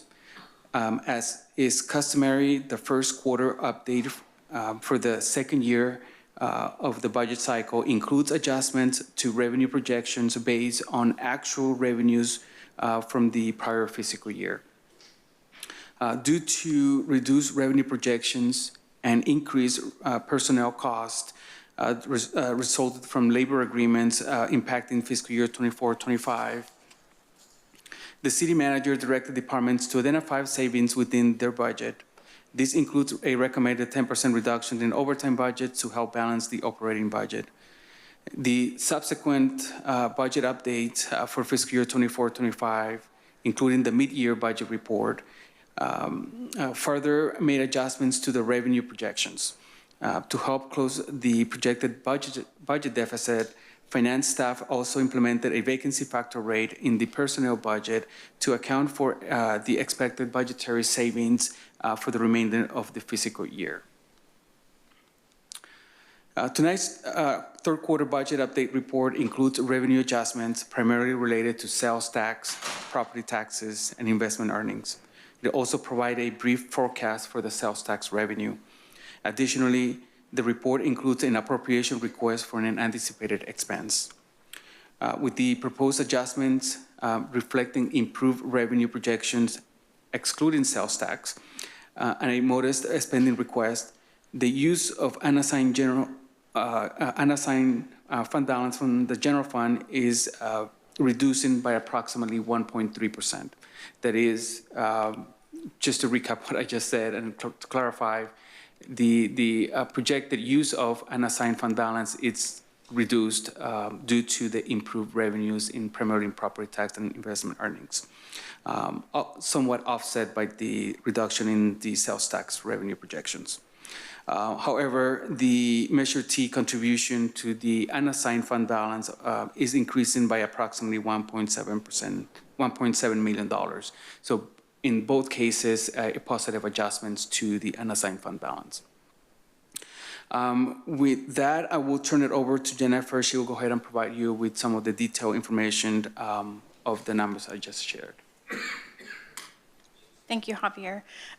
Just to make note, the general fund and Measure T, I do have a slide so you can see that change in the use of or contribution to unassigned fund balance. So we'll get there. He just gave you a heads up. So the citywide revenues of the nearly 190 million revenue budget, we have received approximately 63%. Or $120.4 million has been received to date. The overall percentage is still slightly low for being third quarter or 75% of the way through our fiscal year. However, the installments for special assessments, special taxes, and VLF property taxes are not collected until May. So we'll see all of those reach 100% or close to it in the final budget update. We evaluated the year-end revenues or the year-to-date revenues and are proposing the following adjustments. Sales tax receipts have not been performing as we anticipated, and as a result, we are requesting to reduce the overall sales tax budget by $2.2 million, which will bring the estimated sales tax collections for the fiscal year to $53.4 million. Fortunately, we have other revenue categories we are increasing that is offsetting that reduction. Property taxes are proposing to increase by $2.4 million. This increase coincides with the revenue analysis we did for the budget update, or the biannual budget, and provides for a 5% increase over prior year. Some charges for services accounts are trending higher than anticipated, so we're proposing to increase certain accounts totaling $256,000 for such things as plan check, inspections, police security, electrical use at the ball fields. We are also proposing to increase other miscellaneous revenue by $4 million in two separate categories. The first is interest earnings, $2.4 million based on year-to-date actuals, and $1.6 million in intergovernmental revenues, predominantly due to strike team reimbursements from the state from our firefighters going out for mutual aid. These proposed adjustments bring the citywide revenue budget to $194,478,434. The citywide expenditure budget of approximately $179 million, we've expended approximately 70% of our budget at $125.7 million being spent. We are proposing an increase of $87,900 in expenditures for a few unanticipated expenses. These proposed adjustments bring the amended budget to $179,031,030. Here for the general fund, of the $73.7 million budget for revenue, the general fund has received approximately 64%, or $47.5 million, which is in line with the citywide percentages as discussed previously. The county has set dates for when property taxes and special assessments that are levied on the property tax bills are remitted to the city. And so that's why you'll see some of the property tax lower, and same thing with the special assessments. The other general fund revenues are collected, some of the other general fund revenues are collected on a delay. For example, sales tax and franchise taxes. Those receipts are also not quite at that 75% mark. The proposed changes for the general fund were included in the citywide revenue adjustments I just mentioned 2 slides ago. The total impact for the general fund is $1.35 million. These adjustments bring the revenue budget to $75,103,078. And as Javier mentioned earlier, but I can illustrate here that the increase in revenue reduces the unassigned fund balance from $3.8 million to $2.5 million.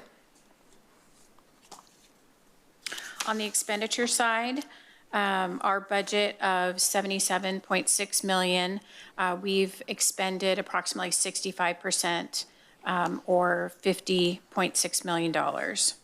We are proposing to increase the expenditure budget by $3,600 for unanticipated costs.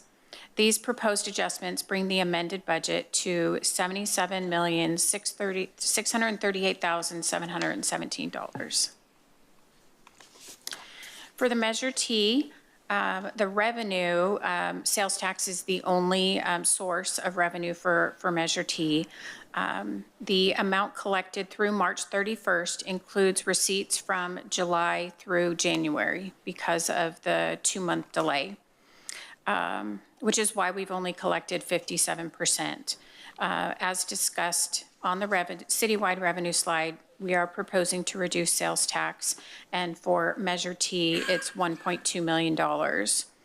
which will bring the total revenue budget to $27,859,800. On the expenditure side, we have a budget of $25.9 million. We've expended 67%, or $17.3 million. We are proposing a minimal budget increase of $20,000 in expenditures for some unanticipated expenditures. The Fire District, Community Services District, Library, and Library had increases in revenues included in the citywide revenue slide. The increases in revenue allows for the operating transfers from Measure T to be reduced collectively by $2.9 million. These proposed adjustments bring the amended budget to $22,973,906. The operating decreases in the transfers and the decrease in revenue bring the contribution to unassigned fund balance to, or increases the contribution to unassigned fund balance by $1.7 million. So at the last budget update, we were proposing $3.1 million in contribution to unassigned fund balance, and now we're estimating $4.8 million. These sales tax tables reflect collections through March. However, the slides where we have our budget to actual only include collections from July through January, because February and March were received after the reporting period ended of March 31st. But we wanted to give you the latest and greatest. We've collected $19.6 million, or almost 76% through March, and for Measure T, 75.7%. How these numbers compare to prior year, in the table in the bottom left, Bradley Burns has collected $19.6 million versus last year at $19.4 million, which is almost 1% increase, which is a good thing. However, the Measure T is 0.07 lower than prior year. The blue column or blue rows in both of the tables reflect the actuals for the prior fiscal years and our actuals to date. And the projection line is, the orange line are the projections that we're proposing to adjust based on this report. The numbers are in line with last year. We were hoping for a 3% increase, but that's not happening. I am happy with comparable with last year, so that's where the sales tax is at. Schedule of authorized positions, currently at 469.09 full-time equivalent, or FTE positions. We are proposing two title changes. Two police officers, their titles are changing from police officer to traffic investigator. And then we're changing a senior management analyst position to a management analyst. These have a zero net impact to our full-time equivalent positions, so that they remain at 469.09.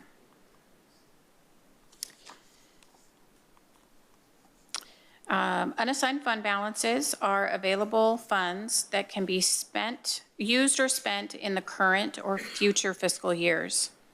Unassigned fund balances increase or decrease based on an operating surplus or deficit, contributions to or use of reserves, or changes in fund balance categories, which include non-spendable for prepaid, inventory, loans, and advances to other funds, assigned for program revenues, restricted for future debt service payments, and committed for operating and sustainability reserves, as well as designations for CIP projects and year-end encumbrances that need to be rolled over. The best time to report the unassigned fund balance is after the completion of the audit and financial statements, because at that point, we have fully reconciled our books. We will include in our final budget update for fiscal year 25 proposals to adjust our fund balance categories. So we'll provide more information on that. Impacts on unassigned fund balance. Based on the reduction of use of unassigned fund balance for the general fund of $1.3 million, our estimated ending balance for general fund is $29 million, and for Measure T, estimating $20.2 million. So in total, $49.3 million in unassigned fund balance. And those are the funds that we can use for one-time expenditures, adjusting reserve balances, and so on. And finally, oh, I'm sorry, I skipped a slide. Our sustainability reserves, as part of the recommendation tonight, we have planned use of $1,220,000. The table reflects the current amount, but the header on this slide is unfortunately an error. We're proposing to use $900,000 in fire facility repair for Station 1 concrete repairs and sewer connection, $120,000 in fleet replacement for the new mobile command vehicle for the police department, and $200,000 in facility repairs for the PD locker room project that's already been completed. These funds were set aside previously at the beginning of the biannual budget, so these are planned uses for monies that were set aside for that purpose. So the recommended action tonight is to allow for the reduction of those accounts by $1,220,000.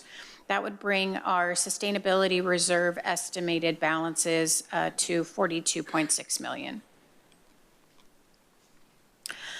Future budget updates for fiscal year 25-26 will bring the first quarter to City Council in November, and the year-end or fourth quarter budget update in December.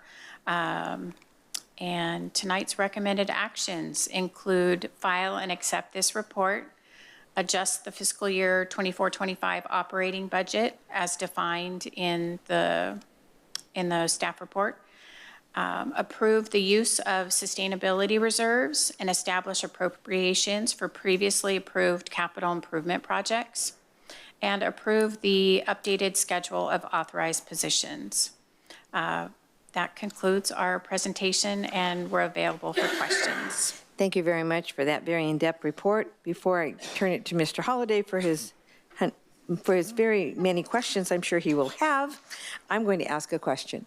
Did you have a chance to look at what we might be receiving for, because you said sales tax was through January, so February, March, April, May, any prediction? Are they still flat? Are you seeing an increase that might be coming our direction? What is your thought on that? Sorry. So this slide reflects collections through March. Okay. So we have collected $19.6 million for Bradley Burns and $21.1 million in Measure T. The months are coming in, some are lower, some are higher, so our residents are not consistent with their spending patterns. Well, we need to do better. We are estimating, though, that the sales tax receipts will come in very close to last year's. So that's why we're reducing in line with that. The reason I ask is I know that on the two commissions I sit on, they're also predicting flat, stable but flat, nothing more, but not less. And so I was just wondering if you were feeling the same. So I was Yes. just curious because I've been asked that question a couple times. We definitely are seeing that same pattern. Okay.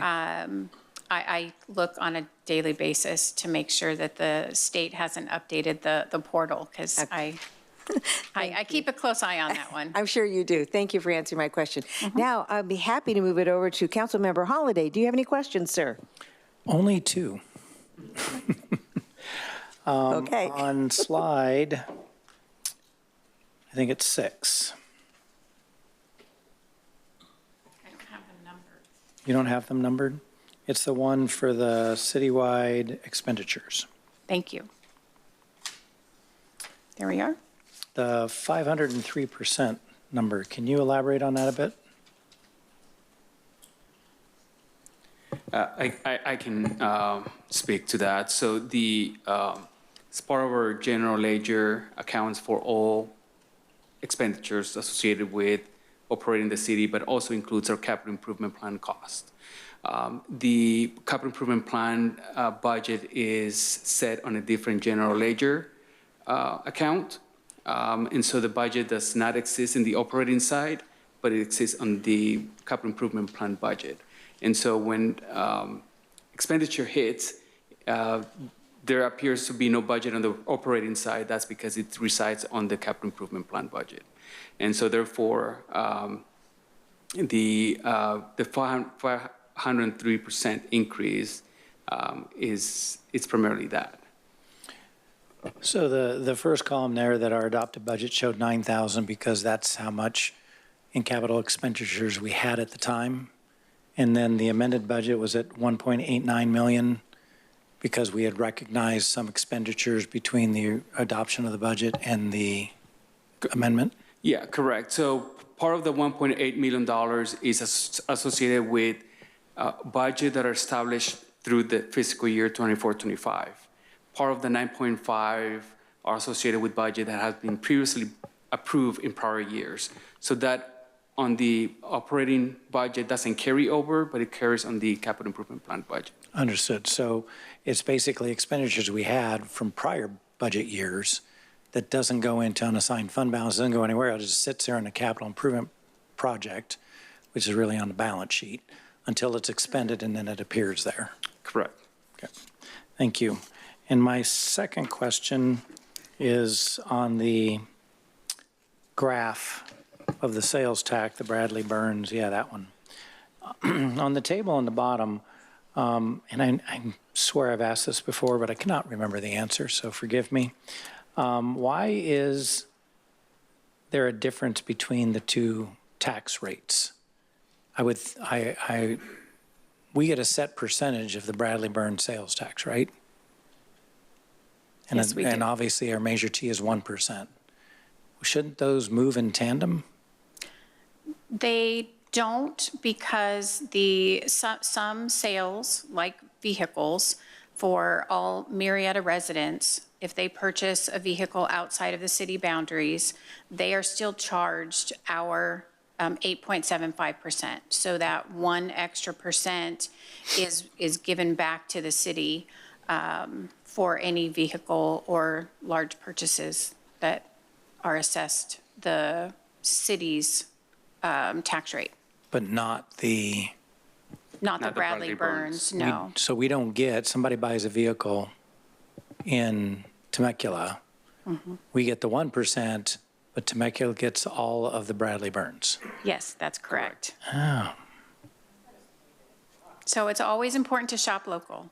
well, I just bought a car, and before I bought the car, I asked that question, and they said all the sales tax goes to Murrieta, No, FYI. only if you purchase the vehicle in the city. So at our auto dealers. So next time I'll have to use Carvana. Have it delivered to my house. And that's all I got. Thank you. You're welcome. We're moving quickly on to Councilmember DeForest. I just want to thank you very much for the clarity and the perfection that you do our books.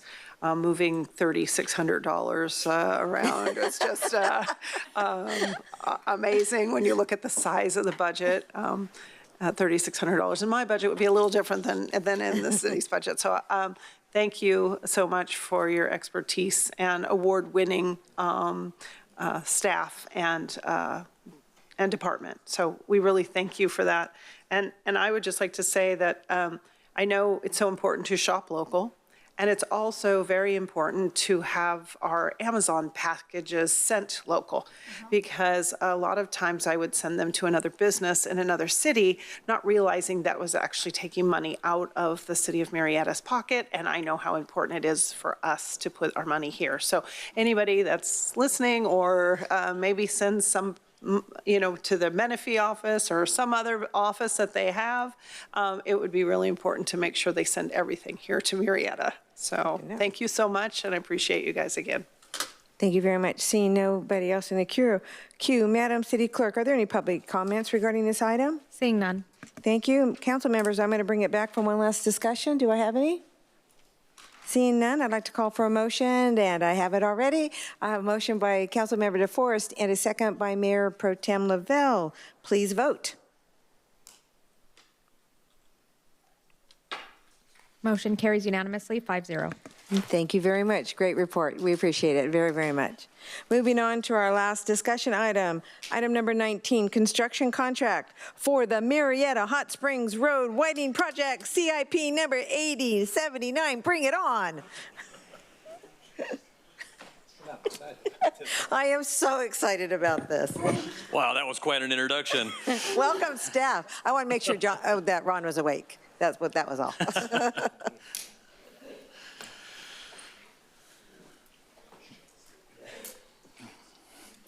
Good evening, Madam Mayor, City Council members, staff, Jeff Hitch, City Engineer. I'm here with Mr. James Ozoff. He's our city senior civil engineer. I forgot his title there for a second.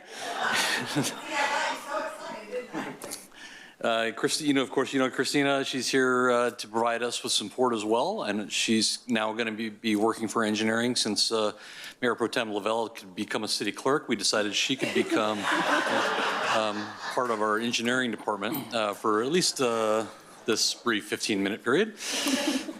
So we're very pleased to be here tonight to bring to you the Murrieta Hot Springs Road Widening Project. This has been a project that's been near and dear to my heart, given the fact that I started working on this project years ago when we started. This has been a while. We don't like projects taking this long, and so in this particular case, and there were a lot of reasons why it took as long as it did. We're not going to delve into all of that. We're going to move this project forward into construction. So what we're here tonight is to ask for your approval to award this contract. It's very expensive. But we believe it's also very much needed, as I believe your council will probably agree. So with that, I'm going to ask Mr. Ozoff to take over the presentation and walk you through what we plan on doing on this project. Thank you very much for the introduction, Mr. Hitch. I appreciate being here. Good evening, Mayor, Mayor Pro Tem, City Council, and City staff. I am pleased to have the opportunity to provide you with a brief presentation for the construction contract award for the Murrieta Hot Springs Road Widening Project, CIP 8079.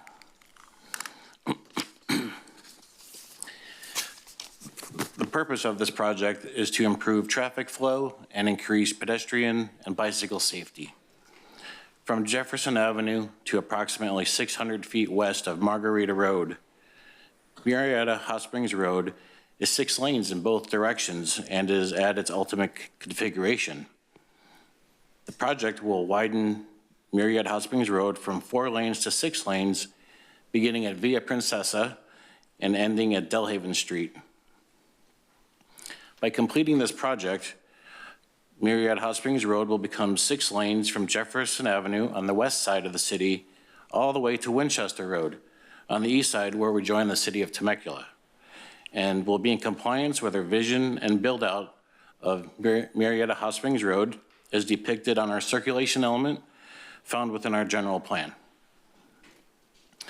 Currently, there are no bike lanes, sidewalks, or streetlights on this stretch of roadway. This project will add all of the above to both sides of the road, significantly increasing safety for pedestrians and bicyclists alike. Other improvements consist of constructing soldier pile retaining walls, landscaped medians and parkways, a traffic signal at the intersection of Murrieta Hot Springs Road and Calle del Lago, rehabilitation of the existing pavement, new signing and striping, as well as other various improvements. On this slide, I have a project vicinity map, and the limits of the work for the entire project is from Margarita Road to Winchester Road.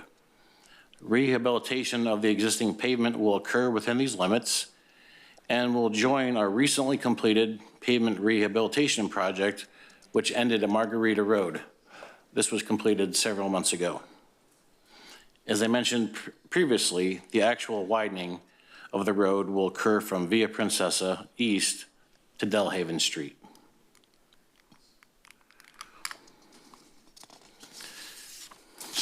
Construction for this project is anticipated to begin at the end of July and completed in May of 2026. Construction will occur over a period of 9 months. In order to keep traffic impacts to a minimum, some phases of work will occur at night between the hours of 9 p.m. and 5 a.m., while daytime work will occur between the hours of 7 and 3:30 p.m. During nighttime operations, when traffic is minimal, the contractor may reduce the lanes of travel from 4 lanes to 2 lanes, that being 1 lane in each direction. During daytime operations, the contractor may reduce the lanes of travel to 3 lanes. That would be 1 lane in the eastbound direction and 2 in the westbound. And that will be in the early stages of construction. When work is not occurring, Murrieta Hot Springs Road will have a minimum of 3 lanes open, again, 1 eastbound and 2 westbound.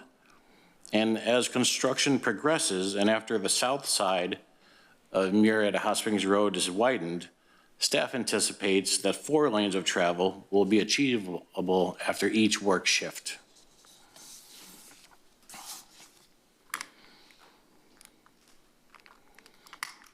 Considering Murrieta Hot Springs Road is one of the city's busiest roadways, construction for this project is expected to have a significant impact to the local community.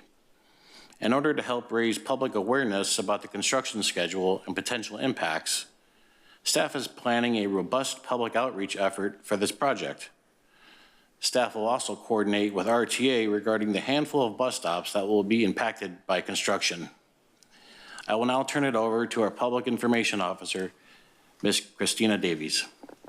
Well, thank you so much for that introduction. So as he mentioned, we do have a robust communication plan that we've been working on. We've already started some social media outreach. We've put it in our magazine because we do know that this is a large project. The road is a busy one. And we've also have a section on our website for Notify Me for people to subscribe to updates, and we will be keeping them updated throughout the project. As you heard, 9 months, long time. So our plan is to give continuous updates to keep people informed.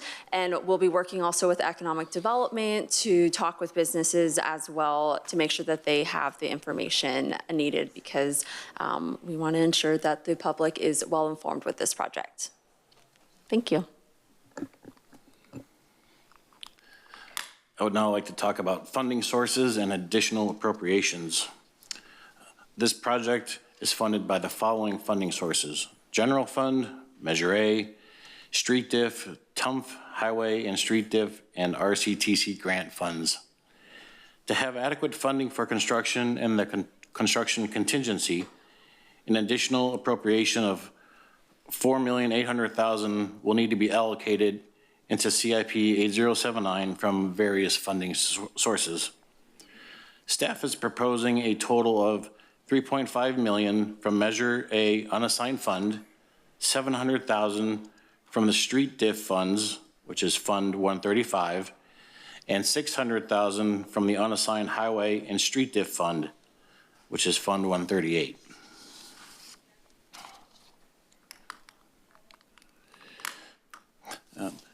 Bids were opened on April 17th. A total of 7 bids were received. Bids ranged from $15,236,000 to almost $22 million. The low bid was submitted by Rove Engineering Incorporated in the amount of $15,236,000. ENWD, or Eastern Municipal Water District, has elected to self-perform their own facility adjustments and relocations, which corresponds to additive bid items 145 through 149, effectively reducing Rove Engineering's contract to just over $15 million. Staff has reviewed the bids and found them to be consistent with today's construction market, and no bid protests have been received.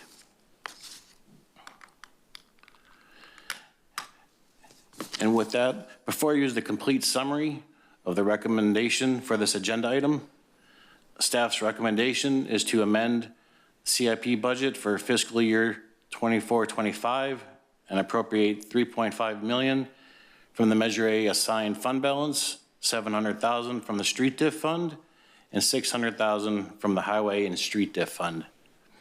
Award the construction contract for the Murrieta Hot Springs Road widening project, CIP 8079, to Rove Engineering in the amount of $15,009,456.55, along with a 15% contingency. That concludes my presentation. I appreciate the opportunity to speak with you tonight, and we're here to answer any questions that you may have. Thank you so very much for that great report. I'm going to bring it back to council, and first up is Mayor Pro Tem Lavelle. Very exciting to see this presentation. I know a lot of hard work and thought went into this. Public outreach for this. The irony of this being a project that's birthed into fruition after 9 months of work is interesting. So maybe we can come up with some hashtags, some outreach. I was thinking hashtag wider is better, hashtag don't slow my flow, like lots of catchy things. I mean, this is going to be, for this area, very impactful and very needed. What, do you have one, Ron? Do you have a? Yeah, I vote no on both of those. We will think of some things. Okay. Yeah, I think for 9 months, I'd love to post about this and keep, that concept going of how much better it's going to be once the pain is over, because it will be painful. Yeah. Anyway, thank you. This is awesome, and thank you for the presentation. Thank you, Mayor Pro Tem Lavelle. Councilmember Stone. Thank you, Madam. What hashtags do you have? Thank you for the hashtag, Mayor. I'm actually on the same page with John, but not without the hashtags. Yeah. As you know, our communications we have to step it up. This is going to be extremely painful for the next 9 months, and especially after Temecula shutting down their off-ramps and the additional traffic on Murrieta Hot Springs, and now we're going to, these poor residents. So I want to make sure that we do step it up, City Manager, and I'm just wondering if through our social media, now, I'm not a technical person by any means, I could barely respond to an email, but targeting that area, and you can do that from what I understand through social media, and basically having sponsored ads. And maybe in light of the pain, I can kind of piggyback on what Councilmember Lavelle said, and maybe having some cute, funny little memes so people can at least laugh about it while they're crying during the process. And then I received a postcard, by the way. I loved my little postcard. I loved the size. I loved the graphics with regards to our magazine. Can we possibly do a direct mail to those residents that are impacted by all of this? It's almost like you read my mind. I had put myself in the speaker queue because I wanted to elaborate a little bit, and Christina knows this. We talked a number of months ago about the evolution of our communications program, and one of the largest areas we identified as a growth opportunity is rather than just doing kind of mass communications, blast outs to social media, we really wanted to integrate our communications team with some of our project teams to more clearly identify impacts and strategies to communicate. So Christina's really leaned into this space, as has our Assistant City Manager, Kristen Crane, and developed a lot of tactics. She mentioned briefly that we're going to have a notify program, but what we're really going to do is reach out to individual businesses, including sometimes at their door, to say, here's a way that you can sign up so that we can get you real-time information, not project schedules at the very beginning. But if there was meant to be a detour or a closure that was scheduled for a Monday but is going to be shifted to a Tuesday, we can actually inform those businesses of that change. So we're being very targeted and very specific in an effort to not just inform the traveling public, but to make sure that those individual businesses and people with specific area impacts are advised. So this is a new thing for us, difficult to some extent with a very small but mighty communications team, but we're thinking exactly like you are, that we need to start with these big projects having very detailed and specific communications plans that are tailored to the impacted residents and businesses in the project. So we'll be doing that this time and moving forward with these kinds of big projects. One last question, and this is probably more of a legal question. I know that a lot of times on Facebook, when our residents are complaining, they will tag all of us. And of course, we all know once all of us are tagged, we cannot engage because of the Brown Act. Is it possible that Christina can monitor Facebook, and legally, can she actually respond to some of these Facebook posts and give accurate information? Legally, she can. It's just the electeds that can't. Correct. More than two of you on the same post. Whether she can do that as part of her job is a city manager call. Well, yes. And so again, now that we know that legally she can, I just want to make the recommendation. I think it's really important because, as we all know, social media, it explodes. And there are accusations that are not factual, and maybe having her monitor the Facebook page, if you choose to go that route, I think it's just another way of mitigating some of that negative comments. And it's a great place for things like frequently asked questions documents, white papers, and other things that present factual information, so that you're not in a constant dialogue of he said, she said, but you can periodically in those threads just simply post, here's some information that is relevant to discussion, or to learn more, or, facts and myths or myth busters and other ways to kind of frame a discussion that would make that information more widely available within each of those social media threads. So we can absolutely do those kinds of things. And then I know I said the last question, but actually I have one more comment. This is in our mayor's district. And maybe having a 30-second video from our mayor to target the residents and businesses in that area through social media, I think also would be another plus. You just stole what I was going to ask. Yes, I think that would be a really good idea, and we should get on that right away, if that's okay. Yeah, that is perfect. We've been thinking of videos because obviously social media does well with videos, so we can add that into our plan. Great. And a question, now, Mr. Holliday, are you in the queue, or is that Mr. Clifton? Okay, fine, Mr. Holliday. Yeah, I wanted to echo my colleagues' comments. Great job. Yes, it's been a long time, but I'm glad it's finally here. I'm looking forward to getting completed. What was the completion date? May of next year. May of 26. Yeah, it's supposed to start later next month, right? That's correct. Perfect. I did want to point out, as Councilmember Stone said, this is in the mayor's district, And because of the price tag, I think that should preclude any CIP projects in her district for about 10 years. I So, helped just a facilitate thought. some money, did I not, Mr. Mailing?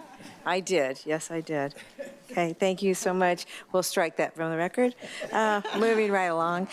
Will there be directional signs, detour signs, you know, like we had on the streets when Temecula shut down their on-ramps and off-ramps with dates and times how long this project's going to go? Because it's not just for the residents, it'll be for visitors as well. Correct. We have 6 changeable message sign boards anticipated to be used for this project. Okay, all right. As everyone stated, it is going to be very painful, but we will find new routes to get where we need to go. We will have take our patients with us and breathe deeply and often, and we will get through this. And I'm very excited about this. I am most excited about the fact that you will be able to walk along Murrieta Hot Springs Road with sidewalks and lighting, and it will be a safer place for all who enjoy that stretch of highway. So it's going to be wonderful. So bringing that back at this time, I see no, well, Yep, sorry. Councilmember Stone. Here I yes. was going to do it, and there you go. Okay, Bob, you know I'm going to just bitch every single day during this painful period. Is there a way that we can monitor the lights, especially on Murrieta Hot Springs, you know, a little bit longer so they can get through the intersections? We can try to do that, yes. Okay, thank you, sir. Okay. Is there anybody? No, I'm not seeing anything. I'm not asking anymore. Madam City Clerk, do we have any public comments regarding this item? Seeing none. Thank you. I'm going to bring it back to seeing none quickly. Calling for a motion. I have a motion by Councilmember Stone and a second by Councilmember DeForest. Any further discussion? Please vote.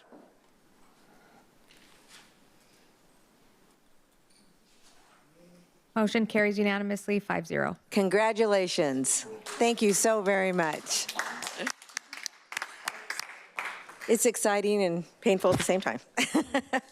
At this time, Madam City Clerk, is anything for reconsideration? Any council member who voted on the prevailing side of the original motion may move a reconsideration to consider new information or correct inadvertent errors on a non-public hearing item at the same or the next meeting. At this time, are there any requests from City Council for reconsideration? Seeing none. Thank you. Madam City Clerk, request to add or withdraw items? And thank you, Madam Mayor. This is a time for council members to add or withdraw items for future agenda items. There will be no discussion on the requests. A brief explanation may be given. Merit of the items being requested may not be discussed or debated. Is there any City Council requests? Seeing none. With that, I would like to wish everybody a great remainder of their week. We're getting out here before it's dark, and I hope to see everybody at the birthday bash at the 28th. Thank you, staff. Thank you, everyone. This meeting is adjourned.